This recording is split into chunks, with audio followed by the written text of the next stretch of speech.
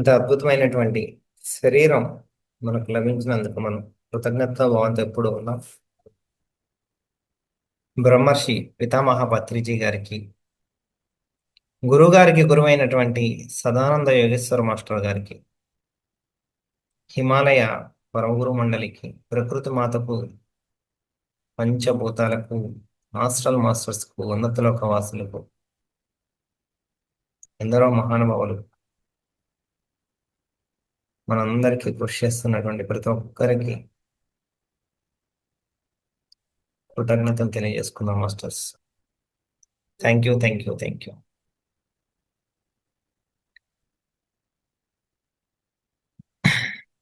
ఎప్పుడైనా సరే ఒక విషయం మనం నేర్చుకునేటప్పుడు ఆ ఎంప్టీనెస్ మన లోపల ఆ ఖాళీ ఉంటేనే విషయం లోపలికి వెళ్ళిద్ది. హడావుడిగా వచ్చేసి మనం ఏదో లోపల ఇంట్లోకి దూరేసి ఏదో తీసుకొని మళ్ళీ హడావుడిగా వెళ్ళిపోయినట్టు కాదు ఇది. ఎందుకంటే సబ్జెక్ట్ అంత ఉన్నతమైనప్పుడు దానికి ప్రిపేర్డ్గా ఉండాలి మనం ఎప్పుడు కూడా. దానికి కావాల్సినటువంటి రెడీనెస్ని ఏర్పాటు చేసుకోవాలి. ఒక గంట సేపు స్వాధ్యాయం చేస్తున్నాం అంటే శరీరం మీకు సహాయపడితేనే మీరు స్వాధ్యాయం చేయగలుగుతారు ఆ గంట సేపు కూడా. ఇంట్లో కూర్చుంటారు, పుస్తకం తీస్తారు స్వాధ్యాయం చేద్దామని, శరీరం సహాయం చేయకపోతే ఏం చేస్తారు? లేచి వెళ్ళిపోతారు. అవునా?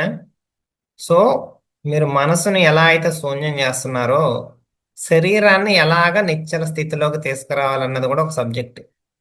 మీరు దాన్ని గౌరవించి నేర్చుకుంటే ఈజీగా శరీరం హాయిగా నిశ్చల స్థితిలోకి వచ్చేసింది. అది ఇప్పుడు మనం కేవలం శరీర స్థాయిలో చేసాం. ఇప్పుడు శరీరం వరకే మనం ధ్యానం అని కాదు, అది కాదు, శరీరాన్ని హాయిగా ఉంచుకున్నాం. ఆ 2 నిమిషాలు మీరు హాయిగా ఉంచితే మీరు సుమ్మని వెళ్ళిపోతారు లోపలికి. అది. సో అందరూ కూడా అది ప్రాక్టీస్ చేయండి. మీరు ధ్యానానికి కానీ ఉపక్రమించే ముందు ఎట్లయితే ఉంటున్నారో స్వాధ్యాయం చేద్దాం అనుకుంటున్నారు, కూర్చోండి ఒక 2 నిమిషాలు హాయిగా ప్రశాంతంగా కూర్చోండి. శరీరంతో కనెక్ట్ అవ్వండి. శరీరం నిశ్చల స్థితిలోకి వచ్చింది అనుకోండి, అప్పుడు పుస్తకం తీయండి చిన్నగా. ఓకే. అప్పుడు అద్భుతంగా ఏంటంటే మనకి శరీరం సహకరించింది. మన లోపల ఉన్న అణువణువు కణకణం అన్నిటికి కూడా ప్రజ్ఞ ఉంటుంది. నువ్వేం శరీరం కాదు, అంతా నువ్వే ఉన్నావు. ఓకే మాస్టర్స్, మనకి 3 రోజులు ఉంది. మనకి ఆ 3 రోజుల్లో మనకి ఎంతవరకు అయితే మనకి ఉందో అంతవరకు మనం చేసుకుందాం స్వాధ్యాయం. సో టార్కం సెరాడార్ అనేటువంటి యొక్క తెలుగు పుస్తకాల్లో ఏంటంటే పదాలు కొంచెం లోతుగా ఉంటాయి. అంటే మనం మాట్లాడుకునేటువంటి సరళమైన భాషలో ఉండవు కొన్ని కొన్ని పదాలు. సో అందరికీ అర్థం అవ్వచ్చు, అర్థం కావచ్చు. ఎవరు కూడా చిరాకు పడరాదు. మన సబ్జెక్టే అది, చిరాకు. ఓకే. సో నాకు అర్థం కావట్లేదని ఎవరు అనుకోరాదు. సో అలా మనం సబ్జెక్ట్లోకి ఎంటర్ అవుదాం. అర్థమైంది అందరికీ టైటిల్? ఇరిటేషన్, చిరాకు. ఓకే. రచయిత పరిచయం: టార్కం సెరాడారియన్ 1917లో పుట్టి భూమిపైన జన్మ తీసుకొని 1997లో ఆయన నిష్క్రమించారు భూమి నుంచి. సుమారుగా ఎన్ని సంవత్సరాలు బతికారు ఆయన? 80 సంవత్సరాలు, అంతేనా? ఇది చాలా ఇంపార్టెంట్, చాలా మందికి తెలియదు. ఒక మనిషి ఇప్పుడు రాశారు కదా, ఇది స్వాధ్యాయం ఎలా చేయాలని చెప్తాను కదా, నేను చెప్తా చూడండి ఒక్కొక్క పాయింట్. టార్కం సెరాడారన్ అని పేరున్నారు, మీరు రాశారు పక్కన 1917 నుంచి 1997 అని రాశారు.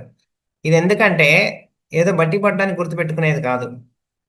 1917లో ఎవరు పుట్టారు మీకు తెలుసా? ఇంకా టార్కం సెరాడారియన్ ఎవరెవరి కాలంలో సమకాలీకులుగా ఉన్నారో మీకు తెలిస్తే అందరి సబ్జెక్టులు మీరు కనెక్ట్ చేయొచ్చు. ఎందుకంటే ఆధ్యాత్మికమైన సబ్జెక్టు దేశ కాల మాన పరిస్థితులకు అనుగుణంగా ఉంటుంది. సో ఇప్పుడు మీ బట్టి కొట్టే కాదు, ఇప్పుడు 1917లో టార్కం సెరాడారియన్ ఉన్నాడంటే ఇంకెవరైనా ఒక గొప్ప వ్యక్తి ఆ కాలంలో ఉండి ఉంటే మీకు అర్థమైంది అనమాట. ఏంటి, ఓహో, స్వామి వివేకానంద గారు కూడా ఈ కాలంలోనే ఉన్నారు కదా, ఆయన ఈ కాలంలోనే ఉన్నారు కదా. 1895లో ఒకళ్ళు పుట్టారు, 1905లో ఒకళ్ళు పుట్టారు, 1907లో ఒకళ్ళు పుట్టారు, గొప్ప గొప్ప ఆధ్యాత్మికులు. స్వామి రామతీర్థ గారు వచ్చారు, స్వామి వివేకానంద గారు వచ్చారు. స్వామి రామ గారు 6 సంవత్సరాలు, ఓషా గారి కన్నా 6 సంవత్సరాలు ముందు వచ్చారు. ఓషా గారి తర్వాత 6 సంవత్సరాల తర్వాత వెళ్ళిపోతారు ఆయన, స్వామి రామ గారు. ఇవన్నీ ఏంటి, బట్టి బట్టి అని కాదు, ఎవరి కాలంలో ఎవరెవరు ఉన్నారనేది మీకు ఒక అవగాహన వచ్చింది. తెలుసుకుంటే అంటే ఓహో ఈ సబ్జెక్ట్ ఈ కాలంలో వచ్చింది అంటే ఈ ప్రజలకి ఈ సబ్జెక్ట్ అవసరం. మనం అంటాం కదా ఆ కాలంలో అది చేశారు సార్ అంటాం కానీ ఆ కాలాన్ని ఎవరు పరిశోధన చేయరు. ఏదో చెప్పేస్తారు అంతేగాని ఆ కాలంలో ఎవరున్నారంటే ఇప్పుడు 1915 ఎవరున్నారంటే మనకు తెలుసా? తెలియదు మనకి. ఎందుకంటే చదువుతున్నాం కానీ ఏ కాలంలో ఆ సబ్జెక్ట్ చెప్పారన్నది కూడా ఇంపార్టెంటే. మీకు కరెక్ట్గా సంపూర్ణంగా ఒక సబ్జెక్ట్ రావాలంటే ఏ కాలంలో ఎవరికి చెప్పారు ఈ సబ్జెక్ట్ అని తెలుసుకోవడం కూడా ఇంపార్టెంట్ కాబట్టి ఎక్కడైనా ఇయర్స్ రాశారనుకోండి నేను రాసి పెట్టుకుంటా 1517 ఈ కాలంలో మళ్ళీ ఎవరైనా పుట్టారు ఆహా వీళ్ళు ఈ కాలంలో ఉన్నారు ఓహో అంటే వీళ్ళు ఓకే అంటే వీళ్ళకి వీళ్ళ మధ్య వీళ్ళు సజ్జన సాంగత్యాలు జరిగినాయి. ఇప్పుడు పరమహంస యోగానంద గారు రమణ మహర్షి దగ్గరకు వచ్చి పోయినప్పుడు ఆ ఫోటోలు ఉంటాయి అనమాట అంటే ఈ కాలంలో ఏరున్నారు.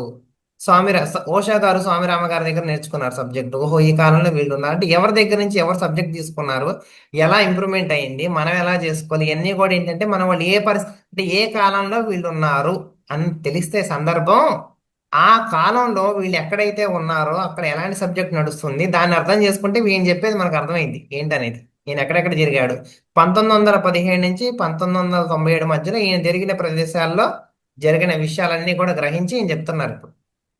ఓకేనా? సో ఎప్పుడు కూడా మనకి ఆ ఇయర్స్ ఉంటే కనుక ఒక చోట రాసి పెట్టుకోండి మీకు అర్థమైతే ఉంటది చిన్నగా ఇంటర్ కనెక్ట్ చేసుకుంటూ పోతా ఉంటే విషయం.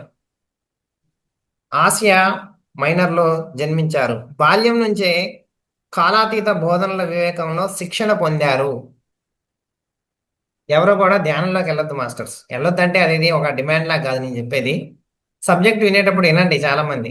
మనోళ్ళు ఏంటంటే అలవాటుకి వెళ్ళిపోతా ఉంటారు ధ్యానంలోకి. ఈ సబ్జెక్ట్ వింటున్నట్టే వింటూ చక్కగా ధ్యానంలోకి వెళ్ళిపోతారు. వినేటప్పుడు సబ్జెక్ట్ వినాలి. ఓకే ధ్యానం చేసేటప్పుడు ధ్యానం చేయండి. No problem. ఎందుకంటే మళ్ళీ మీరు వచ్చి నాకు పుస్తకాలు చదువుతుంటే నాకు నిద్ర వస్తుంది అంటారు. పుస్తకాలు చదివేటప్పుడు నిద్ర కాదు, మీరు చదివేటప్పుడు కాదు, వేరే వాళ్ళు చదివేటప్పుడు కూడా మీకు నిద్ర వచ్చేది. ఓకే. సో మనకు అది అలర్ట్నెస్ ఉండాలి ఇప్పుడు కూడా ఏంటంటే మనం నేర్చుకోవడానికి ఒక విషయం వచ్చాం ఇప్పుడు. సో చక్కగా నేర్చుకుందాం. అది మీరు శ్రద్ధగా వింటేనే అది అర్థమైంది ఇప్పుడు. ఎందుకు చెప్తున్నా నేను మీ అందరి దగ్గర ఈ పుస్తకం ఉండి ఉండకపోవచ్చు ఇప్పుడు. రేపు అన్న రోజు మీరు ఒక వీడియోలో ఒక పుస్తకం చదువుతూ అన్ని పుస్తకాలు మీ దగ్గర ఉంటాయా? ఉండవు కదా. మీకు అనిపించవచ్చు సరే నా దగ్గర ఈ పుస్తకం లేదు కదా ఉంటే బాగుంటుంది దాన్ని చూసుకుంటా చదువుకుంటా అనే ఫీలింగ్ మీలో రావచ్చు. చాలా మందికి వస్తుంది కూడా అది. ఈ పుస్తకం ఏంది చెప్తే ముందే మనం తెప్పించుకోవచ్చు కదా చూసుకోండి. అది ఓకే. కానీ అన్ని పుస్తకాలు మీ దగ్గర ఉండవు కదా. రేపు అన్న రోజు ఎక్కడో యూట్యూబ్లో ఒక పుస్తకం ఎవరో రీసెర్చ్ చేస్తున్నారు. అది వినాలంటే మీరు ప్రాక్టీస్ అయితే ఉంటుంది ఇవన్నీ. అంటే మీ దగ్గర ఆ పుస్తకం లేకపోయినా సరే ఒకరు చెప్పేదాన్ని ఎలా వినాలి వినడం ప్రాక్టీస్ చేసుకోండి మీరు. ఓకేనా? ఎవరు కూడా నిద్రలోకి వెళ్ళొద్దు. బాల్యం నుంచే కాలాతీత బోధనల వివేకంలో శిక్షణ పొందారు. అర్థమైందా? ప్రతి ఒక్కళ్ళు కూడా ట్రైనింగ్ తీసుకుంటారు. జిడ్డు కృష్ణమూర్తి గారికి ఎంతో ట్రైనింగ్ ఇచ్చారు తెలుసా మీకు ఈ విషయం? ఓషా గారు గత జన్మలో ఎంతో ట్రైనింగ్ తీసుకున్నారు. అవునా? స్వామి రామ గారు హిమాలయ పరమ గురువులతో కలిసి మొత్తం జీవనం అక్కడే ట్రైనింగ్ ఇచ్చారా ఇవ్వలేదా? లోబ్సంగ్ రాంపా గారు ఆయన జీవితంలో ఎంత ట్రైనింగ్ తీసుకున్నారు? సో మీకు ఏం అర్థమైంది ఒక పాయింట్? ఆధ్యాత్మిక సాధనలో ట్రైనింగ్ ఇస్ వెరీ ఎసెన్షియల్ అంటే ఆవశ్యకము. మనల్ని మనం ట్రైనింగ్ ఇచ్చుకోవడం చాలా ఇంపార్టెంట్ అనే విషయం మీరు అర్థం చేసుకోవాలి. ఏదో వచ్చేసింది అబ్బా గొప్ప సబ్జెక్ట్ అట్లా కాదు. వాళ్ళు దానికి తగ్గ శ్రమ చేశారు, దానికి తగ్గ ట్రైనింగ్ తీసుకున్నారు వాళ్ళు. అంటే ఆ విషయం మీలో ఫీడ్ అవ్వాలి ఏంటంటే ఓకే నేను కూడా దానికి తగ్గ ప్రయత్నం చేస్తాను. నేను ఇంట్లో కూర్చొని అన్ని అడగటం కాదు, అన్ని రకాల ప్రయత్నాలు నేను చేస్తాను సత్యం కోసం. అంటే ప్రయత్నం చేసి నేను శిక్షణ పొందుతాను అనేదాన్ని మీరు ఫిక్స్ అయిపోవాలి. బుద్ధుడు ఎలా తిరిగాడు అన్ని చోట్ల, అవునా కాదా? అంటే ప్రతి ఒక్కళ్ళు కూడా ట్రైనింగ్ తీసుకున్న వాళ్ళే. సో మీరు ఏది అట్లా పెట్టుకోవద్దు మైండ్లో గత జన్మలో ఉంది ఈయనంత బాగా పెద్ద మాస్టరు ఆయన గత జన్మలో ఉండి ఉండొచ్చు ఇవన్నీ ఉత్తుత్తు మాటలు. మీరు ప్రయత్నం పెట్టలేక మాట్లాడే మాటలు అవన్నీ. అర్థమైందా? ఎఫర్ట్ పెట్టలేక బుర్ర ఆడించేటువంటి మైండ్ ఆడించే గేమ్ అదంతా. మీరు కూడా ప్రయత్నం చేయాలి. అవన్నీ పక్కన పెట్టేసేయాలి. గొప్ప మాస్టరా చిన్న మాస్టరా పెద్ద మాస్టరా కాదు. నీ ప్రయత్నం ఎలా ఉందన్నది ఇంపార్టెంట్. మానవ మరి విశ్వ మర్మాల గురించి తెలుసుకోవటానికి అనేక ఆరామాలు, ప్రాచీన దేవాలయాలు మరియు మార్మిక పాఠశాలలను దర్శించారు. ఓకే. ఆయన ఏంటి మొత్తం విశ్వ మర్మాలు అంటే యూనివర్స్ కి సంబంధించిన సీక్రెట్స్ అన్ని నాకు తెలియాలి. అసలు విశ్వం ఎలా నడుస్తుంది, విశ్వ ధర్మాలు ఏంటి ఇవన్నీ తెలుసుకోవాలనేటువంటి జిజ్ఞాస ఆయనకి చిన్నప్పటి నుంచి ఎక్కువ ఉండేది. దానికోసం ఏం చేశాడంటే ఆయన ఇంట్లో కూర్చొని ఆలోచించలేదు. ఏం చేశారు ఆయన? అనేక ఆరామాలు, ప్రాచీన దేవాలయాలు మరియు మార్మిక పాఠశాలలను దర్శించారు. మార్మిక పాఠశాలలు అంటే ఏంటి తెలుసా ఎవరికైనా? ఐడియా ఉందా? ఇప్పుడు మనకి ఆధ్యాత్మిక సాధనలు ఉన్నాయి, మనకి ఆశ్రమాలు ఉన్నాయి. ఇప్పుడు ఇప్పుడు మనకి సద్గురు ఆశ్రమం ఉంది అక్కడ, కోయంబత్తూరులో ఈషా ఫౌండేషన్ అనేది. ఓకే, ఆధ్యాత్మిక సాధన. రవిశంకర్ గారిది శ్రీశ్రీ ఉంది. ఇవన్నీ ఆధ్యాత్మిక సాధనలు ఇవన్నీ. కానీ మార్మిక పాఠశాలలు అంటే ఏంటో తెలుసా? యంత్రము, తంత్రము, మంత్రము అంటారు చూసారా? తంత్రం, మంత్రాలు అంటే మిస్టిసిజం అంటారు. అంటే మార్మికం అంటే మిస్టిక్, అంటే ఆ మిస్టిసిజం అంటే మాయకి, అంటే తంత్రాలు చేసి ఇవన్నీ ఉంటుంది చూసారా? వాళ్ళ దగ్గర అసలు ఎట్లా ఇది వర్కౌట్ అవుతుంది? ఇప్పుడు అందరూ మానవులై ఉన్నప్పుడు ఆధ్యాత్మిక శక్తి ఏంటి? అంటే ఈ పక్కదారి పట్టినటువంటి కొన్ని శక్తులు ఏంటి, సిద్ధులు ఉంటాయి కొంతమందికి. ఒక సిద్ధితో వాడేదో వెళ్ళిపోతా ఉంటాడు, పక్కదారి పట్టిపోయి వాడేదో రన్ చేస్తా ఉంటాడు దాంతో. ఆధ్యాత్మిక సాధనలోకి ఎంటర్ అవుతారు కానీ పక్కదారి పడతా ఉంటారు చాలా మంది. అలా కాకుండా కొంతమంది వామాచారము, దక్షిణాచారం అని కూడా ఉంటాయి మనకి. తర్వాత మీరు రీసెర్చ్ చేసుకోండి, ఎందుకంటే మనం అన్ని చెప్పుకుంటూ పోయామంటే వెళ్ళిపోతుంది, అదొక పెద్ద సబ్జెక్ట్ అయితే మళ్ళీ ఈరోజు. సో కొన్ని కొన్ని నోట్ డౌన్ చేసుకోవచ్చు, మీకు అనిపించినవి. పెద్ద ప్రాబ్లం ఏం కాదు, మీకు అనిపించింది చేసుకోండి. సో ఆయన ప్రాచీన దేవాలయాలు మరియు మార్మిక పాఠశాలలను దర్శించారు. సూఫీలు, డెర్విష్, క్రైస్తవ మార్మికులు ఆలయ సంగీత నృత్యకారులతో కలిసి జీవించారు. ఏంటి ఆయన వెళ్ళి ఏదో పొద్దున్న వెళ్ళి జాబ్ లాగా వెళ్ళేసి అందరినీ రాసుకొని రావటం కాదు. ఆయన సజ్జన సాంగత్యం చేశాడు. ఇదే నేను చాలాసార్లు చెప్పేది. సాంగత్యం అంటే వచ్చి అట్లా మాట్లాడుకొని పోయేది కాదు. సాంగత్యం అంటే కలిసి జీవించటం. అంటే కొన్ని రోజులు కలిసి జీవిస్తేనే నువ్వు ఏదో నీకు అప్పుడు అభివృద్ధి వాళ్ళది తెలిసి తెలియకుండానే. ఇప్పుడు ఒక జూమ్ లో కలుస్తారు ఒక 2 గంటలు, నీకు ప్రిపేర్డ్ గా తెలుసు నువ్వు క్లాస్ అని, అందరు రెడీగా ఉంటారు. అవునా కాదా? కానీ ఒకరితో నువ్వు కలిసి జీవించేటప్పుడు 24 గంటలు వాడు రెడీగా ఉంటాడు కదా నీతో పాటు. అంటే న్యాచురల్ గా సహజంగా వాళ్ళంటూ వాళ్ళు కొన్ని వ్యక్తపరుస్తూ ఉంటారు. ఇప్పుడు రమణ మహర్షితో వెళ్ళాం మనం. ఒక రమణ మహర్షి గారిది ఒక లెసన్ ఇప్పుడు ఏదైనా తీసుకొని దీని మీద భగవద్గీత చెప్పమన్నారు అనుకోండి, మన అందరం వెళ్ళాం అప్పుడు ఆ రోజు. వెళ్ళి కూర్చున్నాం, ఆ క్లాస్ చెప్తారు, ఇంటాం, మనం వచ్చేస్తాం అంతవరకే. కానీ సాధారణంగా ఆయన కొండెక్కేటప్పుడు, దిగేటప్పుడు అక్కడ అంటే ఇవన్నీ చూస్తూ ఉండి సాంగత్యంలో మనం ఆయన సాంగత్యంలో ఉన్నప్పుడు మనకు తెలిసే విషయాలు వేరే ఉంటాయి. అక్కడ జస్ట్ వెళ్ళేసి వచ్చింది ఆ విషయం, మన జ్ఞానం తీసుకుంటాం, భగవద్గీత క్లాసు ఏదో తీసుకుంటాం, అది వేరు. అర్థమైందా? సో ఈయన ఏం చేశాడు అనేది మీకు అర్థం కావాలి, అప్పుడు మనకు ఆయన చెప్పిన జ్ఞానం అర్థమైంది ఎందుకు ఎంత డెప్త్ ఉంటుంది ఏంటనేది. సో ఆయన ఎవరితో కలిసి జీవించాడు అంటున్నాడు? సూఫీలు, డెర్విష్, క్రైస్తవ మార్మికులు, ఆలయ సంగీత నృత్యకారులతో కలిసి జీవించారు. మీకు ఒక డౌట్ రావచ్చాడ, ఈయన సూఫీ అంటే ఓకే, వాళ్ళు ఆధ్యాత్మిక కళాకారులు అంటే ఆధ్యాత్మికం గురించి తెలిసిన వాళ్ళు కదా, స్పిరిచువాలిటీ వాళ్ళు సూఫీలు ఉంటారు, వాళ్ళు మంత్రాలు తంత్రాలు. మరి ఆలయ సంగీత నృత్యకారులతో ఏం సంబంధం ఈయనకి? అసలు ఆ సబ్జెక్ట్ దీనికి అంత సంబంధం ఉందా? ఆలయ సంగీత నృత్యకారులతో కలిసి జీవించారనేది మెన్షన్ చేశారు ఆడ. అసలు మీకు అంటే మనకు అది అర్థం కావాలి. ఓకే, రీసెర్చ్ మీరు ఏమనుకుంటారు, ఒక మాస్టర్ ఉంటే ఓకే వెళ్ళారికే తిరగాలి ఇట్టే పోవాలనుకుంటారు, కాదు. జీవితం పరిపూర్ణం అవ్వాలంటే మీకు అన్ని కోణాలు అర్థం చేసుకోవాలి మీరు. ఈయన ఆలయ నృత్య కళాకారుల గురించి ఒక సబ్జెక్ట్ రాశాడు. అంటే అసలు వాళ్ళు డ్యాన్స్ ఎలా చేస్తారు, వాళ్ళు డ్యాన్స్ చేసేటప్పుడు శక్తి వాళ్ళు తీసుకొని మనకి ఎలా ఇస్తాడు, ఈ సబ్జెక్ట్ అంతా డెవలప్ చేశారు ఆయన. చూడండి, అంటే మనం ఒక యాంగిల్లోనే చూస్తాం, ఇప్పుడు సబ్జెక్ట్ ఒక యాంగిల్లోనే నేర్చుకోవాలని ట్రై చేస్తాం కాబట్టి మనకి అవకాశాలు దొరకవు. మనం ఏమనుకుంటాం, నాకు అవకాశాలు లేవు అనుకుంటాం కళ్ళు మూసుకొని. లేదు, మీరు నేర్చుకోవాలని అనుకుంటే మీ చుట్టుపక్కల మీ అసలు ఎన్నో అవకాశాలు ఉంటాయి మనకు నేర్చుకోవడానికి. మీరేంటంటే ఫిక్స్ అవుతారు ఒక కాన్సెప్ట్కి, ఏంటంటే నేను ఎట్టే నేర్చుకోవాలి. ఏంటి? నేను ఎట్టే నేర్చుకోవాలని ఫిక్స్ అయితే మీకు రాదు సబ్జెక్ట్.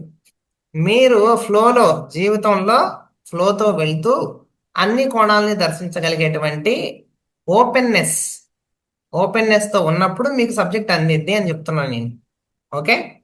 సో వయోలిన్, పియానో, సెల్లో, గిటారు వాయిద్యాలలో శిక్షణ పొందారు. ఇప్పుడు నువ్వు స్పిరిచువాలిటీలోకి వచ్చు, నాకేం పని అనుకుంటావు నువ్వు? దాని జోలికి వెళ్ళరు మీరు. ఏంటంటే నాది ఇదే కదా, అంటే మీరు సీరియస్గా ఉంటారు ప్రతి దాంట్లో. ఏంటి, నేను ఇప్పుడు ఆ పుస్తకం చదవాలి, చదవకపోతే మీకు అదొక బాధ, ఆ పుస్తకం వినకపోతే బాధ. ఇప్పుడు మన దాంట్లోకి ఎంటర్ అయ్యారు జూమ్లోకి, ఎవరికో నిజంగా కుదరదు, నిజంగా గృహస్థాశ్రమంలో ఉన్న వాళ్ళకి ఎవరికో కుదరదు. వాడి మైండ్ అంతా బిగుతాయి ఉంటది, అమ్మ నా క్లాస్ మిస్ అయింది, నా క్లాస్ మిస్ అయింది. ఆ మనం ఏంటంటే చాలా సీరియస్గా తీసుకుంటాం మనం ప్రతిదాన్ని. అంత సీరియస్గా తీసుకోకూడదు మాస్టర్స్ ఎవరు కూడా.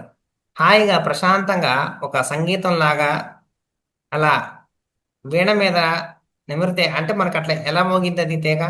ఎంత హాయిగా ధ్వనిని ప్రతిధ్వనించి మళ్ళీ దాని యథాస్థానంలోకి వెళ్ళిద్దా లేదా? నేనే సంగీతం మోగించా అని చెప్పి అది ఊగుతా ఉంటదా? మీరు సబ్జెక్ట్ నేర్చుకోవాలని చెప్పేసి మీరు వెళ్ళారు, రెడీ అయ్యారు, వచ్చారు, అక్కడ కుదరలేదనుకో మీ యథాస్థానంలోకి వచ్చి మీ పని మీరు చేసుకుంటా ఉండాలి కానీ ఓ ఆ ఊగిపోకూడదు మీరు ఎప్పుడు. కాలాతీత వివేకాన్ని దాన్ని వాస్తవ మూలం నుంచి గ్రహించడానికి సుదీర్ఘకాలం శ్రమించారు. కాలాతీత వివేకాన్ని దాని వాస్తవ మూలం నుంచి గ్రహించటానికి సుదీర్ఘకాలం శ్రమించారు. ధ్యానం ఆయన నిత్య జీవితంలో ఒక భాగంగాను, సేవ ఆయన ఆత్మ యొక్క సహజ వ్యక్తీకరణగాను మారాయి. టార్కోమ్ తన జీవితమంతా సాటి మానవులకే అంకితం చేశారు. ఆయన రచనలు సంగీతం ఉన్న విలువలు, నియమాలు, సిద్ధాంతాల పట్ల ఆయన సంపూర్ణ అంకిత భావాన్ని తెలియజేస్తాయి. అవి ప్రపంచంలోని అత్యున్నత, అతి సుందర, పవిత్ర సంస్కృతుల కూర్పు. చూడండి, ఒక ఆయన ఒక అద్భుతాన్ని మొత్తాన్ని కూడగట్టుకొని వచ్చి ఒకచాటు ఇంకో అద్భుతం సృష్టించినట్టు అనమాట. వజ్ర వైడూర్య మాణిక్యాలు అంటే అవన్నీ, వజ్రం ఒక గొప్పది, వైడూర్యం ఒక గొప్పది, మాణిక్యం ఒకటి గొప్పది, కానీ అన్నీ పోగేసి మన కిరీటం చేస్తుంది చూసారా, అది ఇంకా అద్భుతం. అవునా కాదా? అలాగా అవి మన భవిష్యత్తు నిర్మాణానికి దృఢమైన పునాదులు. ఆయన అనేక గ్రంథాలు రచించారు. వాటిలో చాలా వరకు ప్రపంచ భాషల్లోకి అనువదించబడి ప్రచురింపబడ్డాయి. టార్కోమ్ భావితరాలు ఆస్వాదించి ప్రయోజనం పొందగల సాహిత్య సంగీతాలను వదిలి వెళ్ళారు. అంటే ఏంటి అర్థం? టార్కోమ్ భావితరాలు ఆస్వాదించి ప్రయోజనం పొందగల సాహిత్య సంగీతాలను వదిలి వెళ్ళారు. దీన్ని కళ అంటారు. అంటే ఏంటంటే పాతకాలం పాటలు చూడండి, సంగీతం ఉంటుంది దాంట్లో, ఒక అందం ఉంటది కానీ అర్థం కూడా ఉంటది. అవునా కాదా? దాంట్లో సాహిత్యం ఉంటది, కూర్పు అంటే ఎలా రాయాలనేది రాస్తారు. సాహిత్యం తప్పదు, దాంట్లో సంగీతం తప్పదు. అంటే దేంట్లో వాడు కాంప్రమైజ్ అవ్వరు, సాహిత్యంలో కాంప్రమైజ్ అవ్వరు, సంగీతంలో కాంప్రమైజ్ అవ్వరు. దానికి నీకు ప్రయోజనం చేకూర్చాలంటే ఆ పాట అన్నప్పుడు నువ్వు మారాలి. అంటే దాంట్లో ఒక అర్థం కూడా ఉండాలి. కొత్త కాలం పాటలు టప్ప టప్ప టప్ప అన్ని దమ్ములు అన్ని కొడతా ఉంటారు. ఆ పాట వింటే ఓకే, కానీ దాంట్లో ఏం అర్థం ఉండదు. అంటే దాంట్లో జీవం ఉండదు. సంగీతం అంటే ఒక్కొక్కటి మిస్ అవుతా ఉంటుంది, దాంట్లో సాహిత్యం ఉండదు. ఇంగ్లీష్ పదాలు చేరుతారు వాళ్ళు, ఆ తెలుగు అంటే సాహిత్యం అనేది కనపడదు మనకి. అంటే ఆయన ఏం చెప్తున్నాడు, టార్కోమ్ భావితరాలు ఆస్వాదించి అంటే నువ్వు ఫస్ట్ ఆస్వాదించాలి ఆ సాంగ్, ఆ సంగీతాన్ని ఆస్వాదిస్తేనే దాన్ని వినగలుగుతావు. ఏదైనా నీకు ఆ టేస్ట్ నచ్చితేనే కదా నువ్వు తినేది, అవునా? లేదా ఇప్పుడు నచ్చలేదనుకో, అది మంచిదైనా సరే వదిలేస్తారు జనాలు. సో ప్రయోజనం పొందగల సాహిత్య సంగీతాలను వదిలి వెళ్ళారు.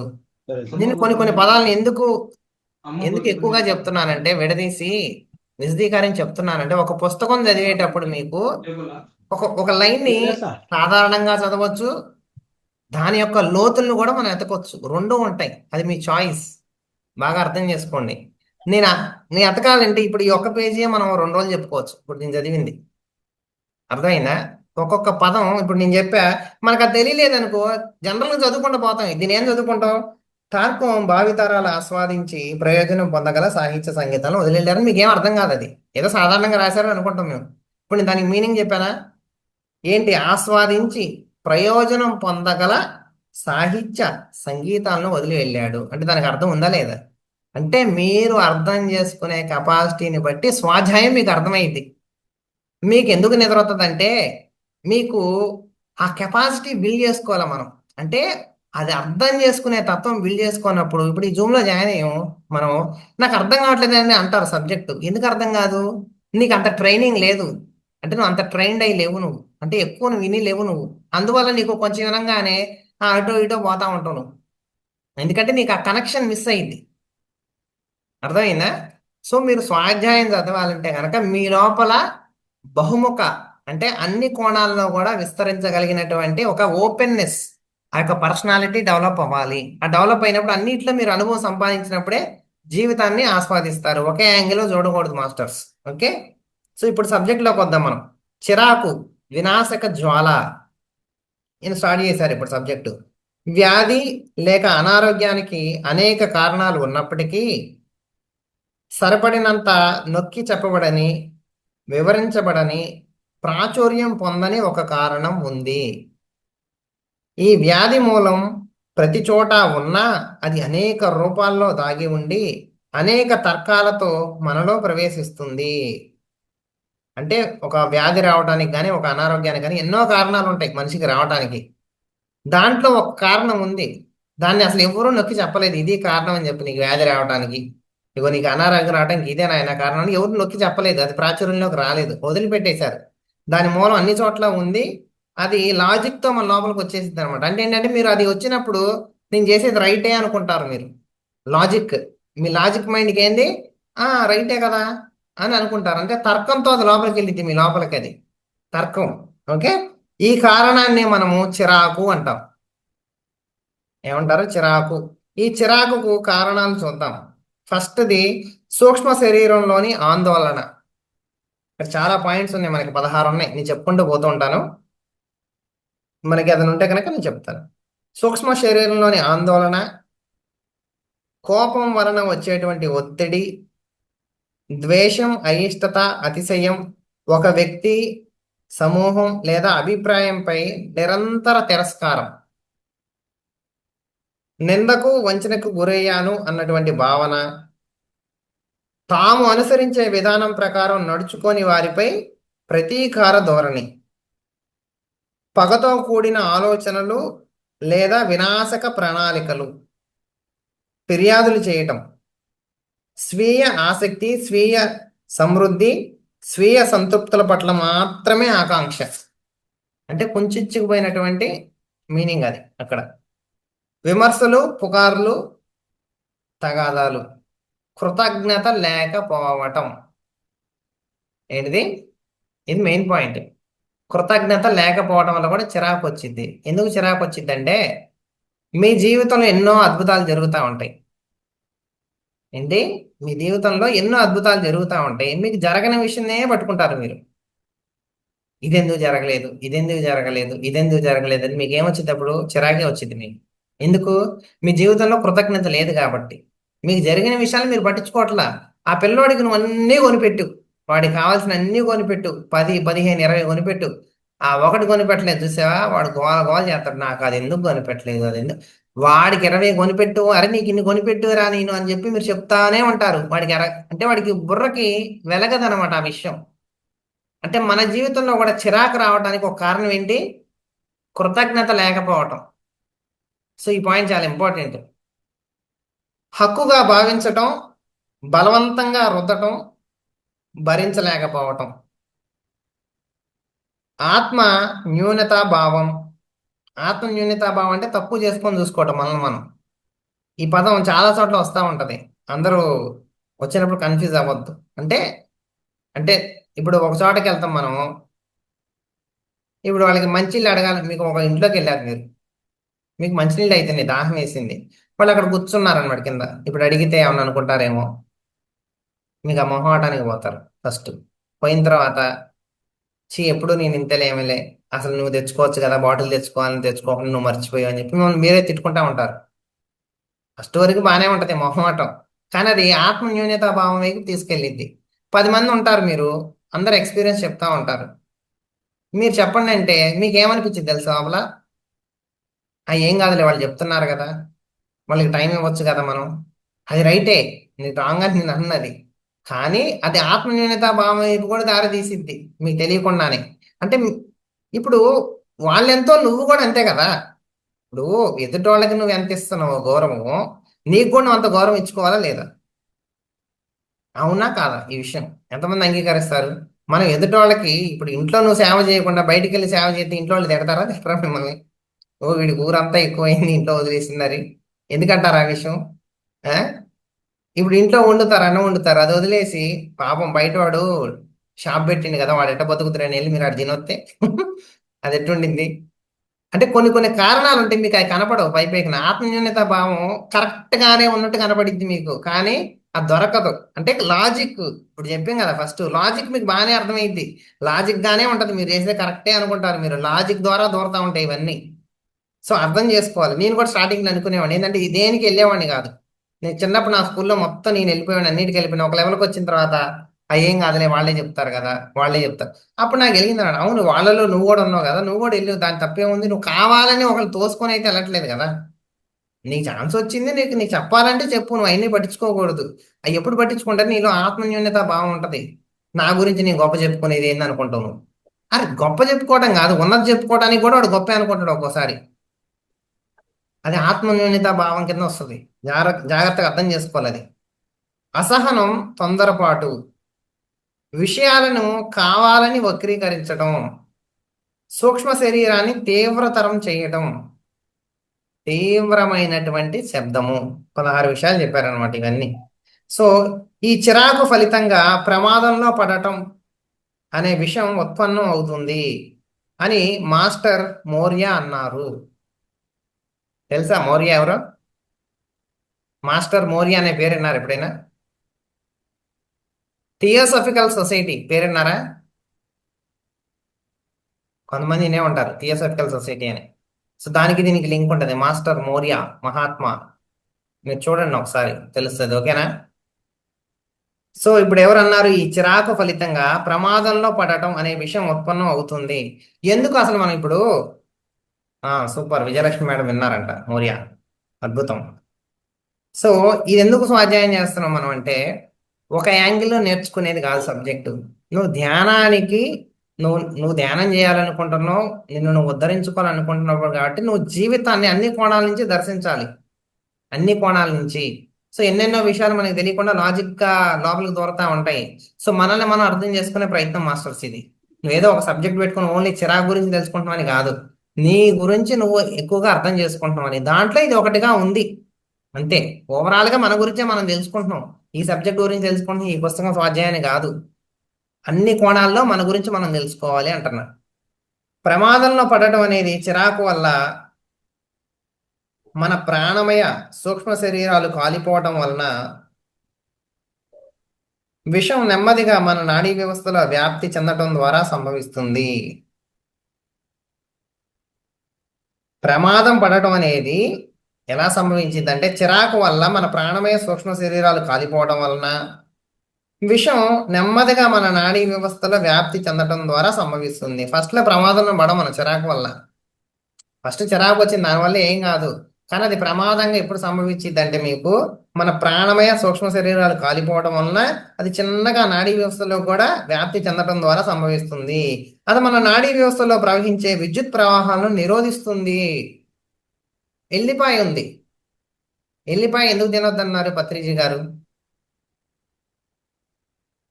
తెలుసా? ఎల్లుల్లి ఎందుకు తినొద్దన్నారు తెలుసా పత్రిక సార్? తెలిసిన వాళ్ళు చెప్పండి ఎవరన్నా. రజోగుణం సార్. రజోగుణం.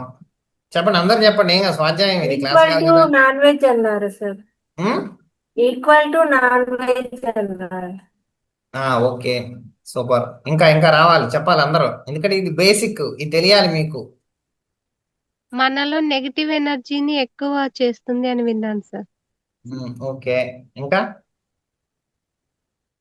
లోపలికి వచ్చే శక్తి ప్రవాహాన్ని అడ్డుకుంటుందని చెప్పారు సార్. ఉమ్?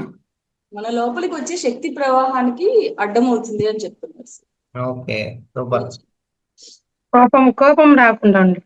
కోపం, క్రోధం లాంటివి. ఉమ్. ఇప్పుడు నేను ఎందుకు అడిగాను? ఏం కూడా మేడం? తమో గుణాన్ని పెంచుతాది అన్నారు. ఓకే, అద్భుతం. ఇప్పుడు నేను ఈ క్వశ్చన్ అడగడానికి 2 రీజన్లు ఉన్నాయి. ఒకటి ఒకటి ఈ సబ్జెక్ట్ గురించి మీరు చెప్పాలని, రెండోది ఇప్పుడే మీకు చెప్పే ఒకటి, ఆత్మ న్యూనత భావం అని చెప్పి. అవునా? సో కొంతమందికి మనకు తెలుసు కానీ మనం చెప్పం, మనం అట్టే ఉండిపోతాం. మీరు చెక్ చేసుకోండి, మీకు తెలుసు అది, కానీ మనం చెప్పం, మనం దూరం దాంట్లోకి, అట్టే చూస్తా ఉంటాం. అది ఆత్మన్యూనత భావం కింద తీసుకెళ్ళింది మిమ్మల్ని.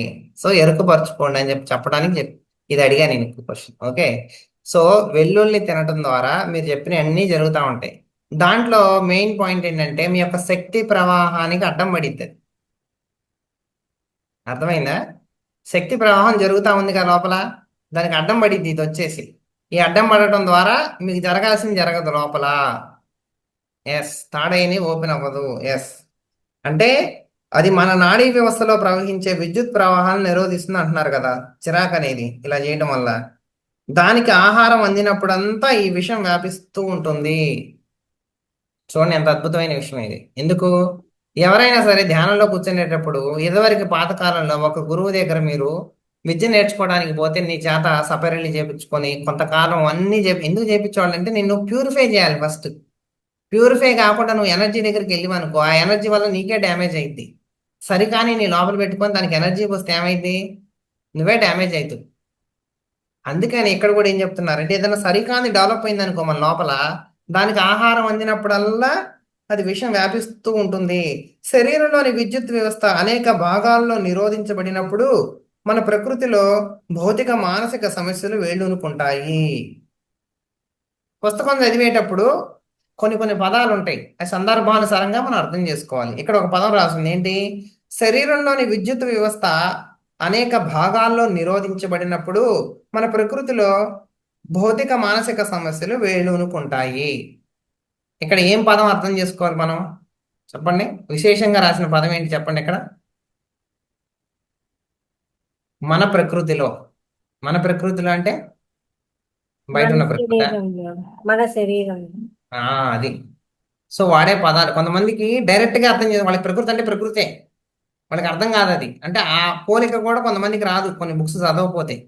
వాళ్ళు ఏంటంటే మన ప్రకృతిలో అంటే, ఓహో అందరికీ వస్తున్నాయి ఏమో మన ప్రకృతిలో అంటే, ప్రకృతి అందరూ అట్ట కూడా అనుకుంటారు, తప్పులేదు. నేను చెప్తున్నా అంటే ఇలా కూడా ఉంటాయి పుస్తకాలు, మాస్టర్స్ మీరు చదివితేనే అవి డెవలప్ అయితే అని చెప్తున్నా. ప్రకృతి అంటే ఆ ప్రకృతి కాదు, మన ప్రకృతిలో అంటే మన అని అంటే ఏంటి అర్థం అక్కడ? నా అని అర్థం అక్కడ. మన అనే పదాన్ని నీ కోసం చెప్పేదని అర్థం. నువ్వు నేను అంటే రచయిత నువ్వు మాట్లాడుకునేటప్పుడు మన అని చెప్తారు అక్కడ. అర్థమైంది కదా?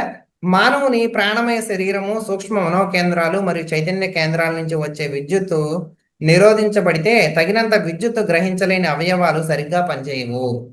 సరిగ్గా వోల్టేజ్ రాకపోతే లైట్ ఎట్లయితే ఫ్లిక్ అవుతా ఉంటుందో అలా అలా అనమాట. మనకి అవన్నీ వక్రీకరణకు గురయ్యి వాటి పనితీరు నెమ్మదిగా క్రమంగా గాఢ ఉదాసీనత ఏర్పడి గ్రంథులు, అవయవాలు, క్రిములు, సూక్ష్మజీవులకు స్థావరంగా మారతాయి. ఇంట్లో నువ్వు లేవు, ఇంటి శుభ్రం చేసుకోకుండా ఊరంతా తిరిగి ఆడుకోపోయావు విహారయాత్రకి, నువ్వు వచ్చేసరికి అన్నీ వచ్చి కూర్చుంటాయి. అవునా కాదా? సేమ్ అంతే. సరైనటువంటి కాంతి లేకపోతే ఎందుకు వచ్చి కూర్చున్నాయి అవన్నీ? దాంట్లో సూర్యరశ్మి రావట్లేదు, గాలి రావట్లేదు, వెలుతురు లేదు, అన్నీ వచ్చి కూర్చుంటే లేవా? ఎన్ని ఏమి రావట్లేదంటే ఇది మనకు అనుకూలం అని చెప్పేసి అక్కడ బూజు కట్టేసిద్ది, సాలిడ్ వచ్చేస్తాడు, అన్నీ వచ్చి కూర్చుంటే. ఎందుకు కూర్చున్నాయి అంటే అక్కడ వెలుగు రావట్లేదు. అంటే ప్రకృతి అంతా ఒకలాగా ఉంది, ఇడంతా చీకటి ఉందంటే ఎవడు లేడు, ఏ మందే ఇది ప్లేస్ అంతానే అన్ని వచ్చి కూర్చుంటాయి అట్లా. సో విద్యుత్ ఎక్కడికైతే వెళ్ళట్లేదు, మీ యొక్క అవయవాలు ఎక్కడెక్కడ భాగాలు వెళ్ళట్లేదు, అక్కడ అన్ని క్రిములు ఇవన్నీ వెళ్ళి కూర్చుంటాయి అనమాట. మరికొందరు విషయాల్లో కణాలకు పోరాడగలిగిన శక్తి ఉంటే అవి భీతితో అత్యంత క్రియాశీలకమై కణితులు, క్యాన్సర్లను పెంపొందిస్తాయి.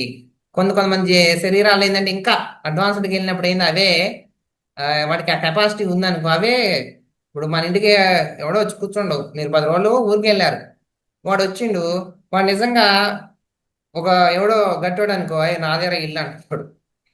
అర్థమైందా? వాడిది కాదు అది. 10 రోజులు ఉంటే చాలు వాడికి ఆ కెపాసిటీ ఉందంటే వాడు మనల్ని కూడా భయపడతాడు.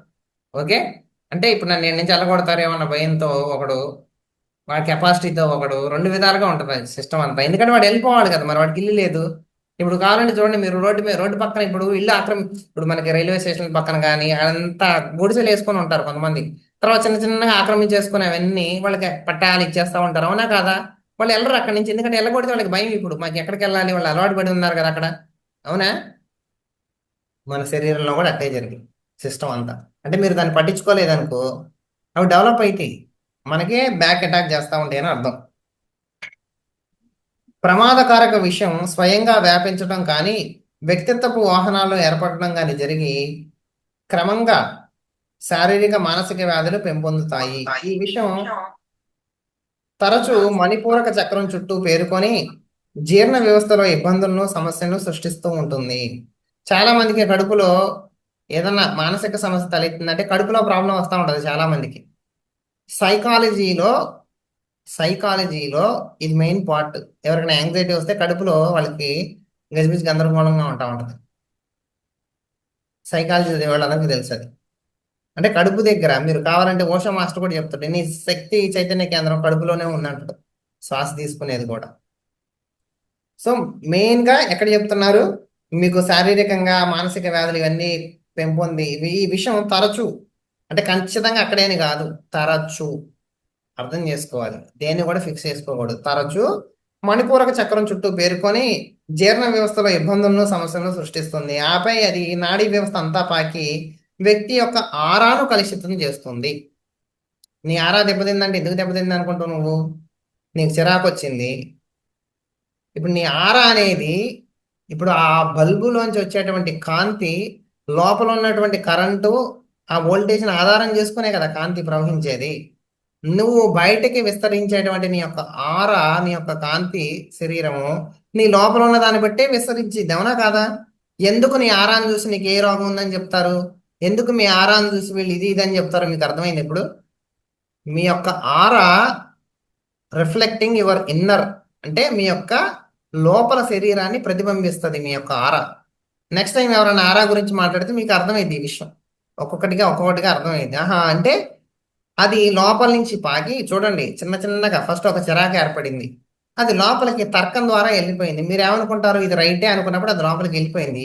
దాన్ని పెంచి పెంచి పోషించినప్పుడు చిన్నగా గ్రంథులు వాటిలోకి వెళ్ళిపోయి తర్వాత వాటిలోకి వేరే జీవులు అవన్నీ వచ్చి యాక్టిఫై చేసి ఆ విషయం అంతా నాడుల్లోకి పాకి సూక్ష్మ శరీరము ప్రాణమయ శరీరాన్ని కూడా అవి డ్యామేజ్ చేసి చిన్న చిన్నగా అది విషయం అంతా పాకేసి అదంతా లాస్ట్కి మన ఆరాన్ని కూడా దెబ్బతీసింది.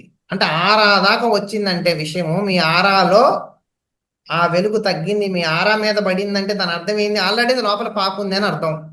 బాగా అర్థం చేసుకునే విషయం. ఒక జామకాయ పైన మచ్చ వచ్చింది అంటే అర్థం ఏంటి? ఆల్రెడీ లోపల కుళ్ళిపోయి ఉంది, అవునా కాదా? పైన కుళ్ళిపోయి లోపల కుళ్ళిపోదు, ఎప్పుడు లోపల నుంచే పైకి వచ్చింది. ఒక శరీరంలో కరెంట్ షాక్ కొట్టినోడికి ఎప్పుడైనా సరే పైన కాలిపోయిందంటే అర్థం ఏంటంటే లోపల ఆల్రెడీ మాడిపోయినట్టే, పైదాకా వచ్చిందంటే అది విషయం. సో ఏదైనా సరే లోపల నుంచి బయటకు వస్తుంది అనే విషయాన్ని బాగా గుర్తుపెట్టుకోండి. సో ఆల్వేస్ ఇప్పుడు చెప్పండి నాకు, మీ ఆరా కాంతివంతంగా ఉందంటే అప్పుడు అర్థం ఏంటి? నేను బాగానే ఉన్నానా అన్న డౌట్ మీకు ఉంటుందా? చెప్పండి. ఇప్పుడు మీ ఆరా చూసారు ఎవరన్నా, మీ ఆరా బాగుంది సార్ అంటే ఇప్పుడు దాని అర్థం ఏంటి? మీరు మీ శరీర స్థాయిలో, మానసిక స్థాయిలో, మీ యొక్క ఆత్మస్థాయిలో అన్ని అద్భుతంగా ఉన్నటువంటి జీవులని అర్థం. మీ లోపల ఆ వెలుగు ఉందంటే మీరు లోపల అంత ప్యూర్గా ఉన్నారని అర్థం. సబ్జెక్ట్ ఎప్పుడు నెగిటివ్లోనే నేర్చుకోవడం కాదు, ఒక కోణం చేస్తే రెండో కోణాన్ని దర్శించాలి ఎంపట్నే. మనం నేర్చుకునేది ఈ సబ్జెక్ట్, కానీ మనకి నచ్చినట్టుగా మనం సబ్జెక్ట్ తీసేసుకోవాలి.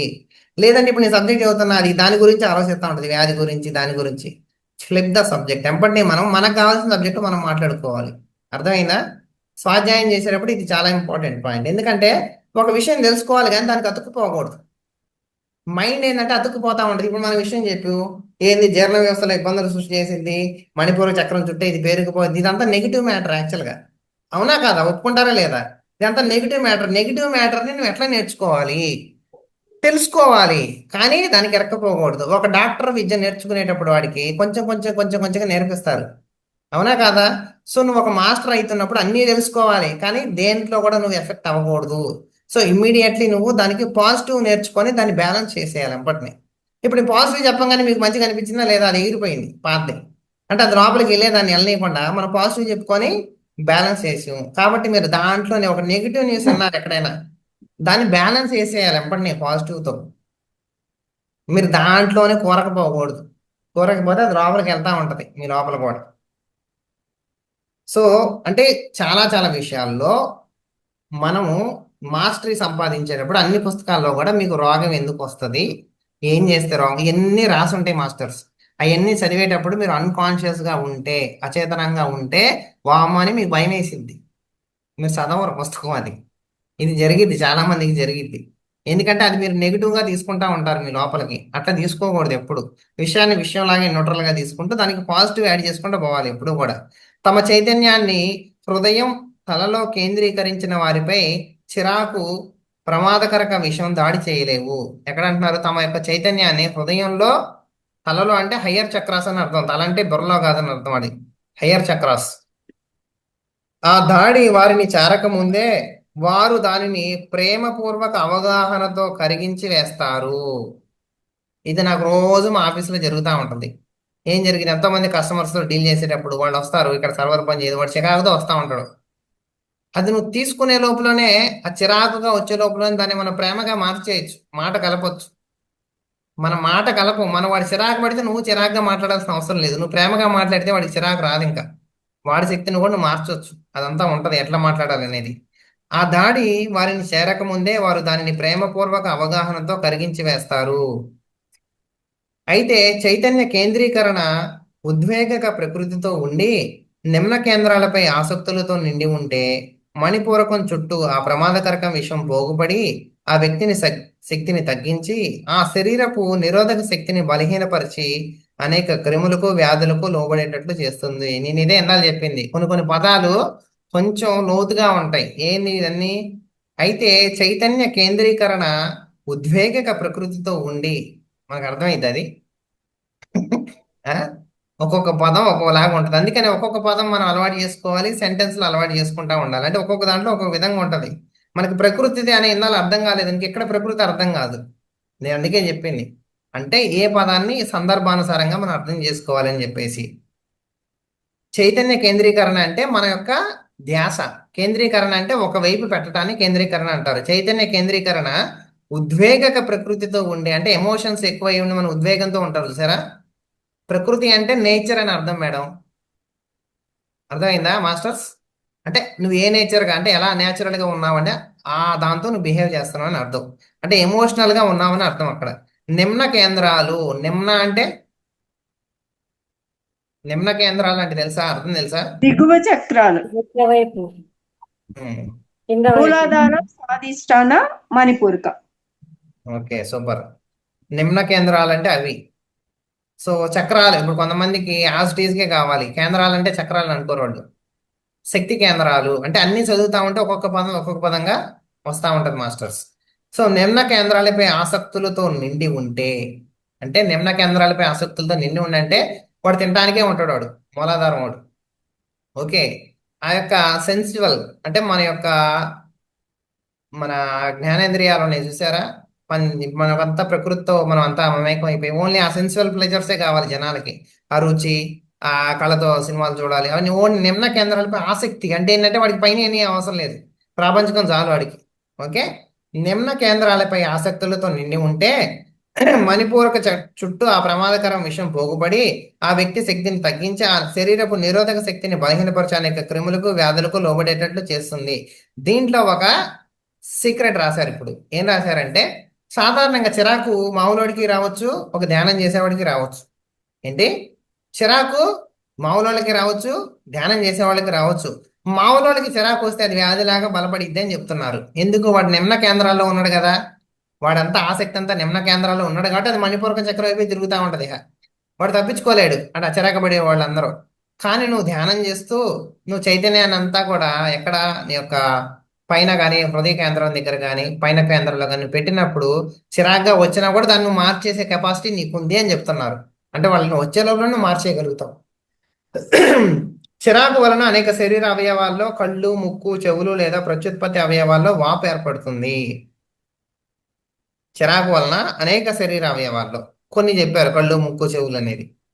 సో చిరాకుకు కారణాలు: సూక్ష్మ శరీరంలో ఆందోళన మరియు నిస్పృహ. మన కింద 16 పాయింట్స్ చెప్పుకున్నాం కదా మనం, ఒక్కొక్కటిగా చెప్తున్నారు. ఫస్ట్ ఇది ఏంటి? సూక్ష్మ శరీరంలో ఆందోళన మరియు స్పృహ. ఇది అనేక విధాలుగా సంభవిస్తుంది. ఉదాహరణకి మనందరికి ఉపయోగపడే సబ్జెక్ట్ ఇది. నేరాలతో నిండిన సినిమా చూడటం, నేరాలు, విపత్తులు, విచారాలతో నిండి భయం, నిరాశాలతో నింపే పుస్తకం చదవటం వంటిది. సూక్ష్మ శరీరపు అశాంతికి మీ పక్కన ఉన్న వారి తీవ్ర కోపం గాని దూషణ గాని కారణం కావచ్చు. చాలాసార్లు మనం ఆధారపడి ఉన్న లేదా స్వార్థంతో ఉపయోగించే తోడ్పాటును కోల్పోయినప్పుడు సూక్ష్మ శరీరం ఆందోళనకు లోనవుతుంది. అంటే ఏంటంటే సూక్ష్మ శరీరం, ఇప్పుడు శరీరం ఎట్లయితే ఆధారపడి ఉందో సూక్ష్మ శరీరం కూడా కొన్నిటి మీద ఆధారపడి ఉంటుంది. అది ఆ శక్తి అదంతా కూడా దాంట్లో ఏంటంటే మనసు, బుద్ధి స్థాయిలో ఉంటుంది సూక్ష్మ శరీరం ఎప్పుడు కూడా. మీరు పిచ్చి పిచ్చిగా మనం ఏది పడితే అది చూసేస్తే ఏం కాదు అనుకున్నారనుకున్న అన్ని లోపలికి దూరిపోతాయి సూక్ష్మ శరీరంలోకి. అక్కడంతా ఆందోళనగా ఉండిద్ది అది లోపల సూక్ష్మ శరీరం. మీ పక్కన వాళ్ళు పిచ్చి పిచ్చిగా అరిసిన వాళ్ళంతా, అంటే మనకి ఒక వాతావరణం అనేది చాలా ఇంపార్టెంట్. ఓకే.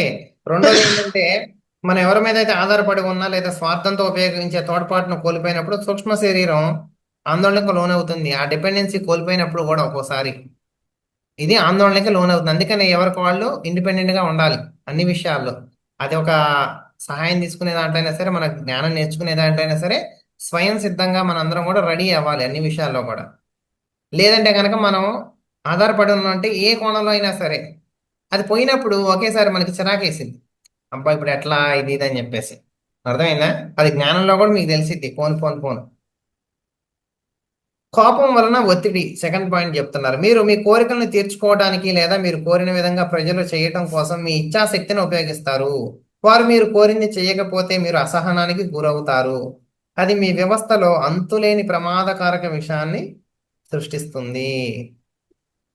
నేను అనుకున్నట్టే చేయాలి అని కోరికలు కోరుకుంటా ఉండి వాడు చేయలేదు అనుకోండి, అదేం చేసింది? మీకే డ్యామేజ్. అందుకనే ఎవరితో కూడా డిపెండెంట్ అయి ఉండకూడదు, బంధాలు పెట్టుకోకూడదు. వాళ్ళు చేస్తే చేస్తారా లేదా లేదు, మీ లోపలే మీరు ఉండాలి. మీ పరిధి దాటి మీరు బయటికి వెళ్ళారంటే మనుషులు విభిన్న కోణాల్లో మిమ్మల్ని బంధిస్తారు. డిపెండెన్సీలో బంధిస్తారు, వాళ్ళ యొక్క స్వేచ్ఛ రాజ్యంలో వాళ్ళు విహరిస్తూ ఉంటారు, అజ్ఞానంలో ఎన్నో రకాలుగా ఉంటది. కాబట్టి ఎవరు డిపెండెంట్ గా ఉండకూడదు. మాస్టర్స్ అందరూ కూడా మాస్టర్ అవ్వాలి, వాళ్ళ యొక్క జీవితంలో మాస్టర్ అవ్వాలి, అన్ని కోణాలు తెలుసుకోవాలి, ఏది చేస్తే రైట్ అనేది తెలుసుకోవాలి. ఎట్ ద సేమ్ టైం అదే విధంగా ఏది చెయ్యకూడదో కూడా తెలుసుకోవాలి మాస్టర్స్. రెండూ తెలుసుకోవాలి ద్వంద్వంలో ఖచ్చితంగా. ఏది చేయాలో తెలిసినప్పుడు నీకు ఏది చేయకూడదో తెలియలేదనుకో నీకు, అంటే నీకు ఏది చేయాలో తెలియనట్టే. అవునా కాదా? ఏది చేయకూడదో నీకు తెలియకపోతే ఏది చేయాలో కూడా నీకు సంపూర్ణంగా తెలియనట్టే కదా. నువ్వు ఇటు వెళ్తున్నావు, నీకు ఖచ్చితంగా ఇటు వెళ్ళకూడదు అని నీకు తెలియకపోతేనే నేను ఒప్పుకుంటాను అటు వెళ్ళేది రైట్ అని చెప్పేసి. లేదు నువ్వు వెళ్తావు, నువ్వు ఇటు వెళ్ళాలంటున్నావు, ఇటు ఎందుకు వెళ్ళకూడదని నేను అడిగా. నేను బ్యాక్ సైడ్ ఏమో అన్నావు అనుకో, నువ్వు దాని అర్థం ఏంటి అంటే నీకు క్లారిటీ లేదు. ఇటు వెళ్ళాలని అనుకున్నావు కానీ నువ్వు వెళ్తున్నావు, బట్ ఇటు వెళ్ళకూడదు అన్న విషయం నీకు తెలియదు. సో ఒక సబ్జెక్ట్ నేర్చుకునేటప్పుడు రెండు కోణాలు మేజర్ గా ఉన్నటువంటి ద్వంద్వము అన్ని నేర్చుకోవాలి అందరూ. సో ఇవన్నీ కూడా ఏంటంటే ఏం చేయకూడదు మనము అన్న విషయాలు, ఎట్ ద సేమ్ టైం ఏం చేయాలనేవి అన్ని కలిపి ఉన్నాయి దీంట్లో. ద్వేషం, అయిష్టత, అతిశయము ఒక వ్యక్తి, సమూహం లేదా అభిప్రాయంపై నిరంతర తిరస్కారాలు చిరాకుని, ప్రమాదకారక విషయాన్ని ఉత్పన్నం చేస్తాయి. అది ప్రతికూల ఆలోచనలను, అనుభూతులను సృష్టించడం ద్వారా మీ సూక్ష్మ ప్రకృతిలో ఆందోళన సృష్టిస్తుంది. ద్వేషం మీ దృష్టిని మందగింపజేసి మీ ప్రాణ వ్యవస్థలో శక్తిని సరిగా ప్రవహించనివ్వదు. ఇది లేచిన కాడి నుంచి మనం చేసే పని అందరూ కూడా. 100 మంది ఉన్నారంటే ఖచ్చితంగా 100 మంది చేస్తారు. ఎవరికి దీంట్లో ఎక్సెప్షన్ ఉండదు. 99 కాదు, 100కి 100 మంది చేస్తూనే ఉంటారు జడ్జిమెంట్లు. ఎవరో ఒకళ్ళు ఆ ఎరుకలో వచ్చి ఆగుతారు. అంటే ఎంతవరకు జడ్జిమెంట్ చేస్తాం అనేది చేయకుండా ఎవరు ఉండరు, ఖచ్చితంగా చేస్తూనే ఉంటారు జడ్జిమెంట్లు. కానీ ఎంతవరకు మనం అది చిన్నగా చిన్నగా చిన్నగా చిన్నగా చిన్నగా చిన్నగా నేర్చుకొని మన లోపలికి మనం వెళ్తా ఉంటాం. మనం ఎంత లోపలికి మనం వెళ్తే అంత జడ్జిమెంట్ తగ్గిపోద్ది మన జీవితంలో. ఎందుకంటే ఒక వ్యక్తి మీద చేసే, ఒక సమూహం మీద ఏదో ఇప్పుడు చెప్తున్నా సాధారణంగా వాడు ఒక పని ఒకలాగా చేసింది అనుకోని, మనం ఎట్ట కాదు అన్నామంటే దాని అర్థం ఏంటో తెలుసా? ఆ మనిషి నీ ముందు ఉన్నాడా? ఆ మనిషి నీ ముందు లేడు. ఒక మనిషి ఒక పని చేశాడు, వాడు ఇట్ట చేయకూడదని నువ్వు అన్నావు అనుకో. ఇప్పుడు దానివల్ల ఏమైందంటే నువ్వు లోపల ఒక దాన్ని ఫిక్స్ చేసుకున్నావు. ఏమంటే ఇట్ట చేయాలి అని ఫిక్స్ చేసుకున్నావు. నువ్వు ఒక దాన్ని నమ్మావు, ఒక విషయం ఇలా జరగాలని నీ శక్తి, ఒక నమ్మకం జరిగి నీ లోపల ఒక శక్తి అలా ఉంది. ఉన్నప్పుడు ఒక మనిషి అలా చేయలేదు ఆ విషయం, ఇప్పుడు నువ్వు ఆ మనిషికి వెళ్ళి చెప్పట్లే కదా. నువ్వేం చేస్తావు? ఇంటికాడే కూర్చొని ఇట్లా జరగకూడదని అన్నప్పుడు నువ్వు ఎవరితో ఫైట్ చేస్తున్నట్టు? నీ నమ్మకంతో నువ్వు ఫైట్ చేస్తున్నట్టు, ఆ మనిషితో నువ్వు ఫైట్ చేయట్లేదు. జడ్జిమెంట్ అనేది ఎప్పుడు కూడా మన లోపల మనమే ఫైట్ చేసుకుంటున్నట్టు. ఏంటి? ఆహా, ఇది ఇట్లా జరగకూడదు అన్నావంటే ఆ మనిషి నీ దగ్గర లేడు కదా, నువ్వు ఎవరితో చెబుతున్నట్టు మరి అప్పుడు? అంటే నీ యొక్క నమ్మకానికి, నువ్వు ఆలోచించే ఆలోచనలో ప్రతికూల ఆలోచనలకి ఫైట్ జరుగుతూ ఉంటది అక్కడ. అది లోపలిది, ఇది రైట్ అంటా ఉంటది, అవును ఇట్లా చేయకూడదు అంటా ఉంటది. అంటే నీ లోపల ఒక ప్రపంచాన్ని సృష్టించుకొని నీకు నువ్వే జడ్జిమెంట్ చేసుకుంటా ఉంటావు. అంటే నువ్వు ఒకదాన్ని ఫిక్స్ అయి ఉంటావు, దానికి ఏదైనా వ్యతిరేకంగా జరిగిందంటే నీ లోపల వెంటనే కోపం వచ్చేసింది, ఇటు జరగకూడదు కదా, ఇటు జరగకూడదు కదా అని చెప్పేసి. అందుకని విషయానికి అతీతంగా గమనించి ఏం చేయాలో అది చేయాలి అంతే మనం. అంతేగాని జడ్జిమెంట్ చేయకూడదు. ఎక్కువ జడ్జిమెంట్ చేసామా మన లోపల మనకు నెగిటివ్ సిస్టమ్ డెవలప్ అయిపోద్ది. అది మన స్పృహకి కూడా అందదు మాస్టర్స్. ఇది లాజిక్ గా, ఇప్పుడు చూడండి చిరాక్ అనే సబ్జెక్ట్ మొత్తం కూడా లాజిక్ మీద ఆధారపడి ఉంటది. మీకు లాజికల్గా అది రైటే అనిపిస్తుంది మీ జడ్జిమెంటు. మీ లాజికల్గా మీరు కోప్పడటం, ఒకడు అరిచాడు, లాజికల్గా మీకు రైటే అనిపిస్తుంది. లాజికల్గా చిరాకు పడేటువంటి ప్రతి ఒక్క సందర్భం కూడా మీకు రైటే అనిపిస్తుంది మాస్టర్స్. అందుకనే స్పిరిచువాలిటీ అవ్వాలంటే లాజిక్ పడిపోవాలంటారు. లాజిక్ పడిపోతేనే నువ్వు స్పిరిచువాలిటీలోకి వెళ్తావని ఎందుకంటారంటే లాజిక్ ఈజ్ ద అతి పెద్ద మాయ. మైండ్ లాజిక్తో కొట్టేసిద్ది అనమాట. అది లాజిక్తో కొట్టేస్తే నువ్వు దాన్ని నమ్ముతూ ఓహో నిజమే కదా అని చెప్పేసి. అందువల్లే మన నమ్మకాలకు తగ్గట్టుగా మన లాజిక్లు మనకు చూపించింది బ్రెయిన్. మనకు తెలియదు ఇంకా బ్రెయిన్ గురించి, మైండ్ గురించి, అన్నిటి గురించి తెలియదు కాబట్టి చెప్తున్నా ఒక్కొక్క విషయం. సో లాజిక్ వచ్చినప్పుడు ఈసారి మీరు అర్థం చేసుకోండి. అది లాజిక్ కాదు మీకు కావాల్సింది. మీ లోపల ఆల్రెడీ ఒకటి స్థిరపడిపోయి ఉంది. మీరు నేర్చుకున్నారు ఒక సబ్జెక్టు. ఆ జడ్జిమెంట్ చేయకూడదు అన్నారు మన గురువు గారు. అంటే ఎందుకో చెప్పారో మనకు తెలియదు. నేను దిగి అది అగ్నిపర్వతం అని చెప్పారు. నువ్వు కూడా తెలుసుకోవాలి. నువ్వు వెళ్ళి దాన్ని అతికించుకొని దాని లావా దగ్గరికి వెళ్ళి దాంతో కాల్చుకొని వచ్చేదాకా నువ్వు తెలిసిద్దాన్ని ఇక అగ్నిపర్వతం అని. వాళ్ళు చెప్పారు, ఆల్రెడీ చెప్పారంటే నువ్వు జాగ్రత్త పడాలా లేదా? అన్ని ప్రత్యక్ష అనుభవాలు కావాల్సిన అవసరం లేదు నెగిటివ్ దగ్గర. కాకపోతే మనం వెళ్ళే దారిలో ఖచ్చితంగా అర్థమైంది. నీకు అర్థం కాదని కాదు, ఒక లెవెల్ దాటాక నీకు అర్థమైంది ఎందుకు చెప్పారనేది. కానీ అప్పటికప్పుడు అర్థం కాదు. సో ఒక దాన్ని పట్టుకొని మనం వెళ్తా ఉండాలి. సో నిరంతరమైనటువంటి తిరస్కారాలు చిరాకుని, ప్రమాదకరక విషయాన్ని ఉత్పన్నం చేస్తాయి. అవి ప్రతికూల ఆలోచనలను, అనుభూతులను సృష్టించడం ద్వారా మీ సూక్ష్మ ప్రకృతిలో ఆందోళన సృష్టిస్తుంది. ఇప్పుడు ఒకడు ఇలా చెయ్యట్లేదు అన్నప్పుడు ఆ చిరాకు ఎవరిలో ఉంది? మీ లోపల ఉందా, అతనిలో ఉందా? అల్టిమేట్లీ ఆ రోజు పడుకునే ముందు మీరు చెక్ చేసుకోండి. ఒకళ్ళ మీద బాగా జడ్జిమెంట్ చేశారు, ఆ చిరాకు ఎవరిలో ఉంది? వాళ్ళు అట్లా చేయట్లేదు అనేది నువ్వు మొహం ఎట్ట పెట్టమంటే ఆ మొహం పెట్టడానికి కారణం ఏంటి? నీ లోపల అది నీ లోపల ఉంది కాబట్టి నువ్వు అట్ట పెట్టు మొహం. వాడు అట్ట చేయట్లేదు అంటే ఏంది? అది నీ లోపల ఉంది. వాడు లోపల లేదు, వాడు చేసినోడు పోయిండు, కానీ నీ లోపల ఉంది అది. సో అది నిన్ను డ్యామేజ్ చేసిద్ది అన్న విషయం నీకు స్పృహలో వచ్చినప్పుడు, అందుకనే ఆ లాజిక్ నీకు ఓకే చెప్పింది కానీ అది కాదు. జాగ్రత్తగా ఉండాలి మాస్టర్స్ ఆ విషయాల్లో. ఓకే. సో మీ సూక్ష్మ ప్రకృతిలో ఆందోళన సృష్టిస్తుంది. ద్వేషం మీ దృష్టిని మందగింపజేసి మీ ప్రాణ వ్యవస్థలో శక్తిని సరిగ్గా ప్రవహించనీయదు.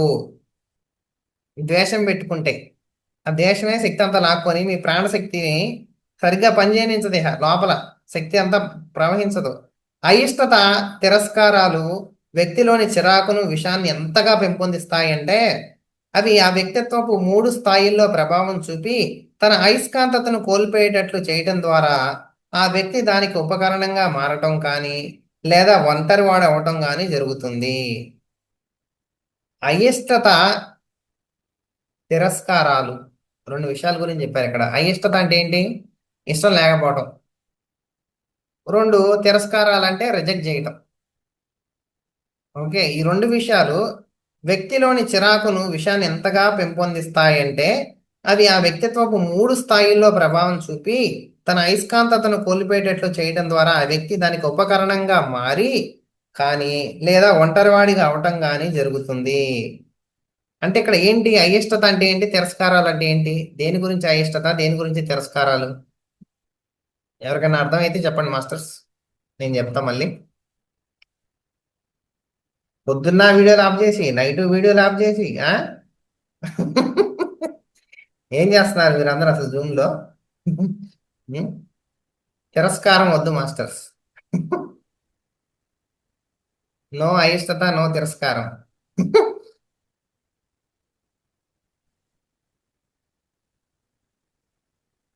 సో మనం ఒకదాన్ని నమ్మకాన్ని ఏర్పరచుకున్నాం అనుకోండి, చెప్తున్నా, మనం లోపల ఒకదాన్ని స్థిరపరచుకున్నాం, ఒక ఫిక్స్డ్ ఒపీనియన్. అంటే నాకు ఇది అని పెట్టుకున్నావు నువ్వు. ఇక నీకు దాని తప్ప ఏం చెప్పినా సరే నీకు నచ్చదు. అది నువ్వు అదే అనుకుంటావు. నువ్వు ఒక గడ్డగట్టిన మనస్తత్వం లాగా ఉంటుంది. వీడేంది, వాడు అదే నమ్మకం, వాడి లోపల నమ్మకం ఒకటి ఉంటుంది. ఏంటంటే నేను ఆడికి వెళ్ళాలి అంటావు. అరే వద్దురా అక్కడ ప్రమాదం అంటే లేదు నేను ఆడికే వెళ్తా అంటాడు. నువ్వు ఎంత చెప్పినా వాడికి నచ్చదు. అది ఎంత చెప్పినా వాడు అంగీకరించడు, తిరస్కరిస్తాడు. అయిష్టత, ఇష్టం లేకపోవడం వల్ల తిరస్కరించేస్తారు. అర్థమైందా? ఇష్టం ఉంటే నువ్వు ఒప్పుకుంటావా? ఆబ్వియస్లీ మనం ఒప్పుకుంటాం కదా. ఇష్టం ఉంటే ఎవరైనా సినిమాకి వెళ్దాం అన్నావు అనుకో, నీకు ఇష్టానికి వస్తావా రావా? తిరస్కరిస్తారా? తిరస్కరించరు.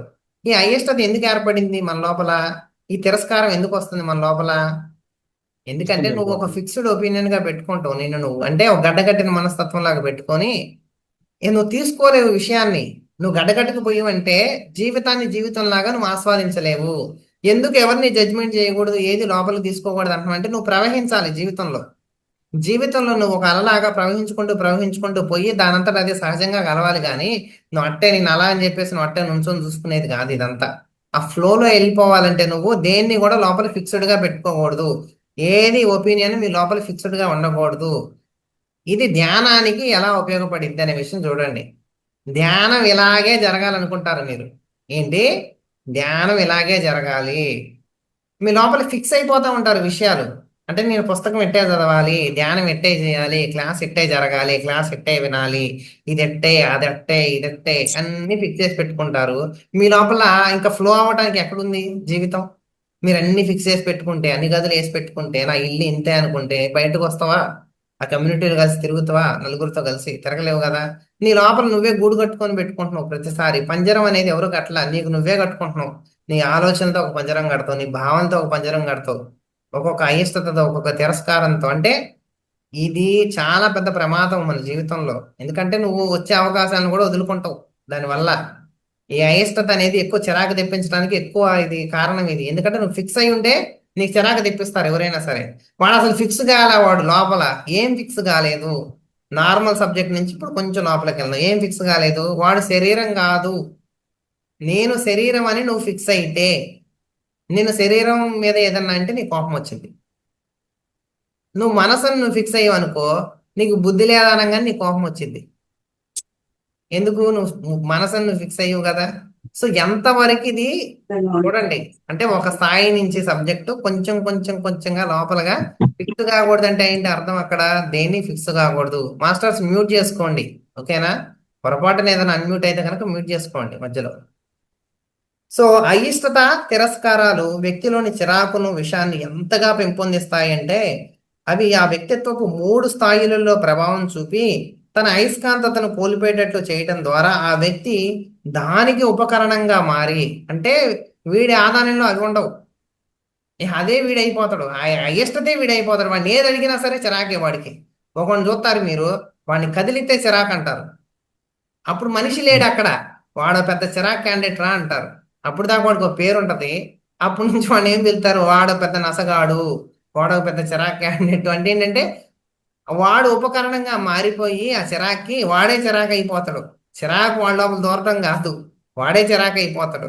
అది ఉపకరణంగా మారిపోయి, ఉపకరణంగా మారటం కానీ లేదా ఒంటరి వాడిగా అవటం కానీ జరుగుతుంది. ఎందుకు ఒంటరి వాడు అవుతాడు వీడు? వీడు బయటికి వెళ్తే వీడి ఒపీనియన్స్ ఎవడు ఒప్పుకోడు. వీడు మాట్లాడితే వీడికి చిరాకు వస్తుంది. నా మాట ఎవడు వినట్లేదు, నా మాట ఎవరు పట్టించుకోవట్లేదు, నేను చెబితే ఎవరు వినట్లేదు, నేను చెబితే కోపం వస్తుంది మీకు. ఏంది కోపం వచ్చేది? నువ్వు ఇరకపోయి ఉన్నావు, వాళ్ళు కాదు ఇరకపోయింది. నీ లోపల చిరాకు వస్తుంది, నువ్వు చూసుకో. సో ఆచరణ అంటే అర్థం ఏంటో తెలుసా? మనం ఆచరణ ఆచరణ అని చెప్పుకుంటాం కదా సబ్జెక్టు. ఆచరణ అంటే నిజంగా నీ లోపల జరగాలి అది. మనం అంతా రివర్స్ చూస్తాం, మిర్రర్ థియరీ చూస్తూ ఉంటాం మనం. అంటే ఏంటి? మిర్రర్ లో చూసి మనం ఇప్పుడు నేను ఇది ఉంది పిరమిడ్, నాకు ఇటు రావాలి, నేను ఇట్లా అంటే ఇటు వచ్చిద్దా ఇటు వచ్చిద్దా, నేను అనుకుంది ఇటు అనాలనుకున్నా, మిమ్మల్ని మీరు చెక్ చేసుకోండి, మీ జుట్టు ఇటు పోయింది ఇటు అనుకుంటే ఇలా అంటే ఇలా వస్తుంది. అది మిర్రర్లో, అవునా కాదా? మీరు మిర్రర్లో చూసేది అర్థం చేసుకోవడం కోసం. మిర్రర్ లేదనుకో మీ జుట్టు ఎట్టుందో మీకు తెలియదు. ప్రపంచం మిమ్మల్ని మీరు అర్థం చేసుకోవడానికి. కానీ మార్పు ఎక్కడ జరగాలి? మీ లోపల జరగాలి. అర్థమైందా? మిర్రర్లో జరపలేవు నువ్వు. మిర్రర్లో చూసి నీ లోపల నువ్వు దానికి తగ్గట్టుగా రివర్స్గా మార్చుకోవాలి. అర్థమైందా సిచ్యువేషన్ మొత్తం కూడా? సో అట్లాగే ఇదంతా చెప్తున్నారు 3 స్థాయిల్లో. అంటే అన్ని స్థాయిల్లో మనకి శరీర స్థాయి, సూక్ష్మ శరీర స్థాయి, కారణ శరీర స్థాయి, అన్నిట్లో అతిశయం ఒక విధమైన మనో ఉద్వేగిక నమూనా పదార్థాలను సృష్టించడంతో అది నూతన వివరణలు కానీ లేదా నూతన విషయాలు కానీ ఎదురైనప్పుడు వాటిని అంగీకరించే ఆలోచన లేకుండా చిరాకుకు గురి చేస్తుంది. ఇప్పుడు మనం ఈ నెక్స్ట్ లైన్ దగ్గరికి వెళ్ళలేదు, కానీ ఈ నెక్స్ట్ లైన్ సబ్జెక్ట్ ఇదే. చూడండి ఏం చెప్పారు అక్కడ. అతిశయం ఒక విధమైన మనో ఉద్వేగిక నమూనా పదార్థాలను సృష్టించడంతో అది నూతన వివరణలు కానీ లేదా నూతన విషయాలు కానీ ఎదురైనప్పుడు వాటిని అంగీకరించే ఆలోచన లేకుండా చిరాకు గురి చేస్తుంది. అతిశయం అంటే ఏంటి? వాడికి వాడి ఇష్టం ఎక్కువ వాడిదే మొత్తం తన మీద తను అంత ఉంటది, దాన్ని అతిశయం అంటారు చెప్పాలంటే సింపుల్ గా. సో ఫిక్స్ అయిందంటే ఇంకా కొత్తగా వచ్చే సబ్జెక్ట్ ఏది మన లోపలికి వెళ్ళదు. సబ్జెక్ట్ స్పిరిచువాలిటీలో కూడా ఈగో ఉంటది మాస్టర్స్, ఆధ్యాత్మిక అహంకారం అంటారు, అది దొరకదు. మామూలు దొరికింది కానీ ఆధ్యాత్మికంలో దొరకదు. వాడు ఇక సబ్జెక్ట్ చెప్పిండంటే ఇప్పుడు నా తినాలి ఇట్లే అని ఫిక్స్ అవుతారు కొంతమంది. నాకు లాస్ట్ టైం వచ్చినప్పుడు ఒక మాస్టర్ కలిశారనమాట, ఆమె సైలెంట్ గా ఉంటుందన్నమాట. మాతో కలిసి వచ్చినప్పుడు ఆ మాస్టర్ చెప్పారు ఏంటి మేడం అంటే, అప్పుడు నోరిప్పారు. కొంచెం చెప్పిన తర్వాత ఎక్కడికి వెళ్ళినా అందరూ డామినేట్ చేసేవాళ్ళు సార్, అందుకే నేను సైలెంట్ గా ఉంటున్నాను అని చెప్పి అప్పుడు మా దగ్గర నోరిప్పింది ఆ మేడం. ఇప్పిన తర్వాత నేను చెప్పాను ఏం కాదంటే, అప్పుడు ఆమె బాగా ఎంజాయ్ చేసింది మాతో పాటు. తర్వాత కూడా ఆమెకి ఎంత బాగా జరిగింది ప్రాసెస్. సో దానివల్ల ఏంటి విషయం అర్థమైంది, ఇప్పుడు మాతో కూడా కలిసి ఉంది. నేను ఎప్పుడు ఆమె దగ్గరికి వెళ్ళి ఏ విషయం చెప్పలేదు, మనం ఏం చెప్పలేదు. అంటే ఏంటి అర్థం అంటే, చాలా మందికి అతిశయం ఎక్కువ అయిపోద్ది వాళ్ళకి. అంటే వాళ్ళకి ఎక్కువ అయిపోద్ది, అది మైండ్ లెవెల్లో తీసుకుంటారు సబ్జెక్టు. అందుకే కొత్తది తీసుకోలేరు. మీరు ఎప్పుడూ కూడా కింద వాళ్ళకి ఇప్పుడు ఒకళ్ళు నేర్పించేటప్పుడు మాస్టర్గా ఉన్నారంటే, మీరు నేర్పిస్తున్నారంటే నేర్చుకునే స్టేజ్లో ఉన్నట్టే ఎప్పుడు కూడా 100%. సో పైకి చూడాలి, మళ్ళీ మీకు నేర్పించే వాళ్ళు ఉంటారు 100%. మీరు వీళ్ళకి నేర్పించాలి, మీరు ఒకళ్ళ దగ్గరికి వెళ్ళి నేర్చుకోవాలి, రెండూ జరగాలి. మీరు కేవలం నేర్పించే వాళ్ళ దగ్గరే ఉన్నారంటే లాక్ అయిపోతారు మీ జీవితం. చూడండి, ఇది ఒక సబ్జెక్ట్, అద్భుతమైన సబ్జెక్ట్ మాస్టర్స్. ఇప్పుడు వచ్చింది కూడా చెప్తున్నానండి. ఇప్పుడు నేను క్లాసులు చెప్పడానికి వెళ్తాను ఒక చోట దగ్గరికి. లోపల ఫిక్స్ కాకుండా ఉండాలంటే ఏం చేయాలనే సబ్జెక్ట్ మాస్టర్ ఇది. అతిశయం పెరగకుండా ఉండాలి నీ లోపల, అయిష్టత తిరస్కారం జరగకుండా ఉండాలంటే ఏం చేయాలి, మీరు ఆచరణ ఎలా చేయాలో చెప్తున్నా నేను. మీరు క్లాసులు చెప్పడానికి వెళ్తున్నారు, మీరు ఎవరి దగ్గరికి వెళ్ళట్లా నేర్చుకోవడానికి. ఏంది, నువ్వు కొంత సబ్జెక్ట్ నేర్చుకున్నావు, ఇక నువ్వు ఎప్పుడు క్లాసులు చెప్పడానికి వెళ్తావను అందరికీ చెప్తా ఉన్నావు. పొద్దున్న లెగితే సాయంత్రం దాకా క్లాసులు బీగుతూనే ఉన్నావు అందరికి. ఇప్పుడు నువ్వు ఎట్టయితే అందరికీ చెప్తున్నావు, నువ్వు ఆత్మజ్ఞానం పొంది ఆత్మజ్ఞానమై నువ్వు నేర్చుకోవాల్సిన సబ్జెక్ట్ ఒకటి ఉంది కదా, నువ్వు మాయలో పడిపోతావు. అది మర్చిపోయి ఇక వీళ్ళకి నేర్పించాలి, వీళ్ళకి ఏదో చేయాలి, ఇది నేర్పించాలన్నటువంటి తొందరలో ఇక నువ్వు ఎప్పుడు కూడా వాళ్ళు నేర్చుకోవట్లేదు, వీళ్ళు అజ్ఞానులు, వీళ్ళు మూర్ఖులు అని చెప్పి వీళ్ళనంతా జడ్జిమెంట్ చేస్తూ ఏదైతే సబ్జెక్ట్ నువ్వు నేర్చుకున్నావో దానికి వ్యతిరేకంగా బిహేవ్ చేస్తూ ఉంటారు వీళ్ళందరూ, అతిశయం వచ్చిన వాళ్ళందరూ కూడా. మీరు కావాలంటే చూడండి, ఎక్కడికైనా పోయి చూడండి, ఆ సబ్జెక్ట్ చెప్పేవాళ్ళు చాలా మంది అతిశయం ఉన్నవాళ్ళు, వాళ్ళు ఏదైతే చెప్తారో 100% ఆపోజిట్ చేస్తారు దానికి. సబ్జెక్ట్ ఏదైతే చెప్తారో 100% ఆపోజిట్ చేసుకుంటూ పోతా ఉంటారు వాళ్ళ జీవితంలో.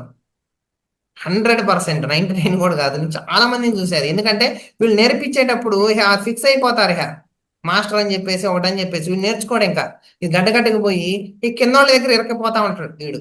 సో ఎప్పుడు కూడా నువ్వు నీకున్న సర్కిల్లో నువ్వు ఎవరికైతే నేర్పించాలో వాళ్ళు ఉండాలి, నువ్వు ఎవరి దగ్గర అయితే నేర్చుకోవాలో వాళ్ళ దగ్గర కూడా నువ్వు ఎప్పుడు తిరగాలి. నువ్వు ఒక విషయం నేర్చుకున్నావు, కింద వాళ్ళకి ఇవ్వలేదు అనుకో, నీ లోపల ఇది పెరగదు సబ్జెక్ట్, నీ లోపల సబ్జెక్ట్ పెరగదు. నువ్వు ఒక విషయం నేర్చుకున్నావు, ఇక కింద వాళ్ళకే భజన చేస్తా ఉన్నావు అనుకో కూర్చొని, నిన్ను వాళ్ళు ఇరికి అంటే కింద వాళ్ళు నిన్ను మూసేస్తారు, మాయ గమ్మేసిద్ది నీకు. కింద వాళ్ళ దగ్గరే ఉండిపోతావు నువ్వు, వాళ్ళు చప్పట్లు కొడతా ఉంటారు, నువ్వు నీకు చప్పట్లు కొట్టుకుంటూ జీవితం కరిగిపోద్ది. సో ఎప్పుడు కూడా చాలా జాగ్రత్తగా ఉండాలి ఈ విషయంలో.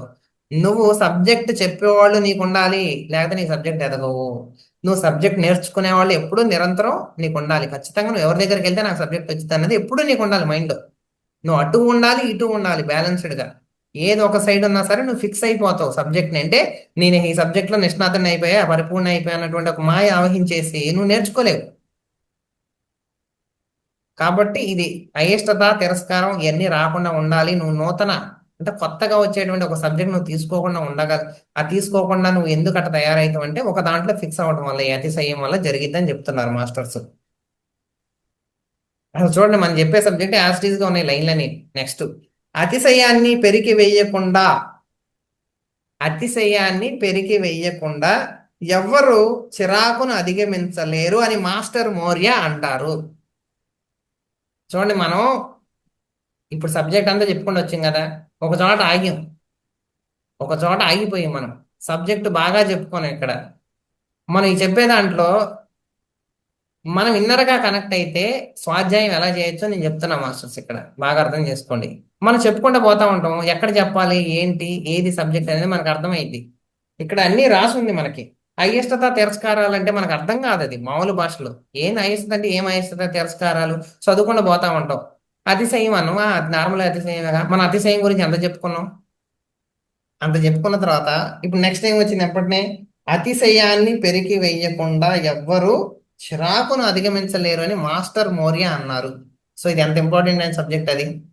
అంటే దాంట్లోంచి ఒకటి సారం తీసి చెప్పారు మాస్టర్ మౌర్య గారు. అంటే ఇంపార్టెంట్, అందుకే నేను చెప్తున్నా. సో స్వాధ్యాయం చేయడం అనే కళ మీకు అవ్వాలంటే అందరూ కూడా మాస్టర్స్ అన్ని రకాల కోణాల్లో జీవితాన్ని సందర్శించాలి. ఈ పుస్తకం ఆ పుస్తకం అన్నది కాదు, అన్ని పుస్తకాలు అద్భుతం, అన్ని జ్ఞానమే. చదువుతా ఉండండి, ఏ పుస్తకం వచ్చినా మీ దగ్గరకు చదువుతా ఉండండి. ఇదే సబ్జెక్ట్ పుస్తకం అని అనుకోవద్దు. ఇదే సబ్జెక్ట్ పుస్తకం అని అనుకుంటే మీరు చదవలేరు. ఇదే గొప్ప పుస్తకం అని మీరు ఎప్పుడైతే ఫిక్స్ అవుతారో మీరు చదవలేరు. నార్మలైజ్ చేయాలి మీ బ్రెయిన్ని, అప్పుడే చదవగలుగుతారు. అన్నీ ఒకటే అనుకున్నప్పుడు మాత్రమే మీరు చదవగలుగుతారు పుస్తకాలు. ఓకేనా?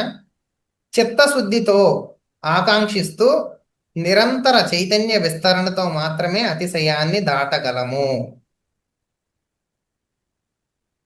చూడండి, చిత్తశుద్ధితో ఆకాంక్షిస్తూ, మనకి చిత్తశుద్ధి అంటే ఏంటో తెలుసు. ఓకే. కాన్సన్ట్రేటెడ్ గా కాదు అది. అంటే లోపల ఏమీ ఉండకుండా, ఆ చిత్తం శుద్ధి అయిపోయి లోపల ఏమీ ఉండకుండా ఆకాంక్షిస్తూ, ఏమీ ఆశించకుండా ఆకాంక్షించటం. అది నిరంతర చైతన్య విస్తరణతో మాత్రమే అతిశయాన్ని దాటగలము. ఇప్పుడు మనం చెప్పుకున్న సబ్జెక్ట్ ఏంటి? నీకు కింద వాళ్ళు ఉండాలి సబ్జెక్ట్ చెప్పడానికి, నీకు నీ పై వాళ్ళు ఉండాలి. అప్పుడే కదా నీ నిరంతర చైతన్య విస్తరణ అనేది జరిగేది. నువ్వు ఒక్క చోటే ఫిక్స్ గా ఉండకూడదు. అదే కదా మన కాన్సెప్ట్. సో ఆకాంక్షిస్తూ నిరంతర చైతన్య విస్తరణతో మాత్రమే అతిశయాన్ని దాటగలము. మనుషులందరూ నన్ను ఉపయోగించుకుంటున్నారని, అందరితో వంచబడుతున్నానని లేదా మోసగింపబడుతున్నానని భావించేవారు తమ వ్యవస్థలో చిరాకు విషయం సృష్టించుకుంటారు. ఆ విధంగా చేస్తున్నారు అని భావించి వారి పట్ల ప్రతీకారం తీర్చుకోవాలని ప్రయత్నిస్తారు. ఆ చర్యల ఫలితాలు మరింత చిరాకు ప్రమాదకారకాల మూలంగా మారతాయి. ఒక్కొక్కటిగా చైన్ సిస్టమ్ లాగా నీలో ఫామ్ అవుతా ఉంటదని చెప్తున్నారు మాస్టర్స్. నువ్వు ఏదైతే స్టార్ట్ చేస్తావో, నువ్వు స్వయంకృత అపరాధాలు నువ్వు ఏదైతే సృష్టిస్తావో నీకు నువ్వే డ్యామేజ్ చేసుకుంటావు. సో జాగ్రత్త జాగ్రత్త జాగ్రత్త. ప్రతిదీ నీ లోపలే జరుగుతుంది కాబట్టి నీ లోపల ఏం జరగాలనేది నువ్వు నిర్ణయించుకో. చూడటానికి ప్రపంచంలో జరుగుతున్నట్టు అనిపిస్తుంది. కోపం వస్తే వేరే వాడి మీద నీకు కోపం వచ్చింది అనుకుంటా, ఆ వాడు నీ లోపలే ఉన్నాడు. కోపం వస్తే నీ లోపలే ఉండిద్ది కదా ఫస్ట్, బయటకు కక్కాలంటే. అవునా కాదా? నీ లోపల కోపం రాకుండా నువ్వు నవ్వుతూ వాడి కోపం తెప్పించగలుగుతావా ఎదుటోడికి? లేదు కదా. అంటే ఆ కోపం ముందు వాడికి తెప్పియాలంటే నీ లోపల నుంచి రావాలి. అది వస్తేనే కదా వాడికి ఇచ్చేది. నువ్వు నీ లోపల లేని వాడికి కట్టేస్తావు నువ్వు. అవునా? సో 100% మనం ఏంటంటే ప్రాక్టికల్గా ఆ సాంగత్యంలో ఉన్నప్పుడు కొన్ని విషయాలు మనకు అర్థమైతే ఉంటాయి. పుస్తకం చదివినప్పుడు ఒక్కొక్క విషయం లోపలికి వెళ్తా ఉంటుంది. ఇప్పుడు చాలా సబ్జెక్ట్ లోపలికి వెళ్ళింది కదా. రేపు సజ్జన సాంగత్యాలు చేసినప్పుడు గొప్ప గొప్ప మాస్టర్స్ అది ఇది మ్యాచ్ అవుతా ఉంటుంది. అంటే మీరు విన్న సబ్జెక్ట్కి మీరు ప్రిపేర్డ్ అయి ఉన్నారు ఇలా చేయాలని చెప్పేసి, కానీ మీకు తెలియదు ఎలా చేయాలో. ఆ మాస్టర్స్ కలిసినప్పుడు వాళ్ళతో కలిసి ఆహా ఇదే కదా మనం అనుకున్నప్పుడు ఈ పుస్తకంలో టార్కమ్ సెరాడారన్ గారు మాస్టర్ మౌర్య చెప్పింది ఇదే కదా అని మీకు అప్పుడు వెలిగింది బల్బు. అందుకే మీరు ఏదైతే ప్రయత్నం ఎలా జరగాలంటే మీరు ఏదైతే నేర్చుకుంటారో దానికి తగ్గ ప్రయత్నాలు జరుగుతూ ఉండాలంటారు అందరు మాస్టర్స్. ఓకే. సో ఈ రోజుకి ఇంతవరకు చాలు మనకి సబ్జెక్ట్. ఓకే. 10:23 అయింది మనకి. ఎవరన్నా ప్రశ్నలు ఉంటే అడగొచ్చు మాస్టర్స్. ఒక 5-10 minutes వరకు మనం మాట్లాడుకొని ఎండ్ చేసుకుందాం. ఓకేనా?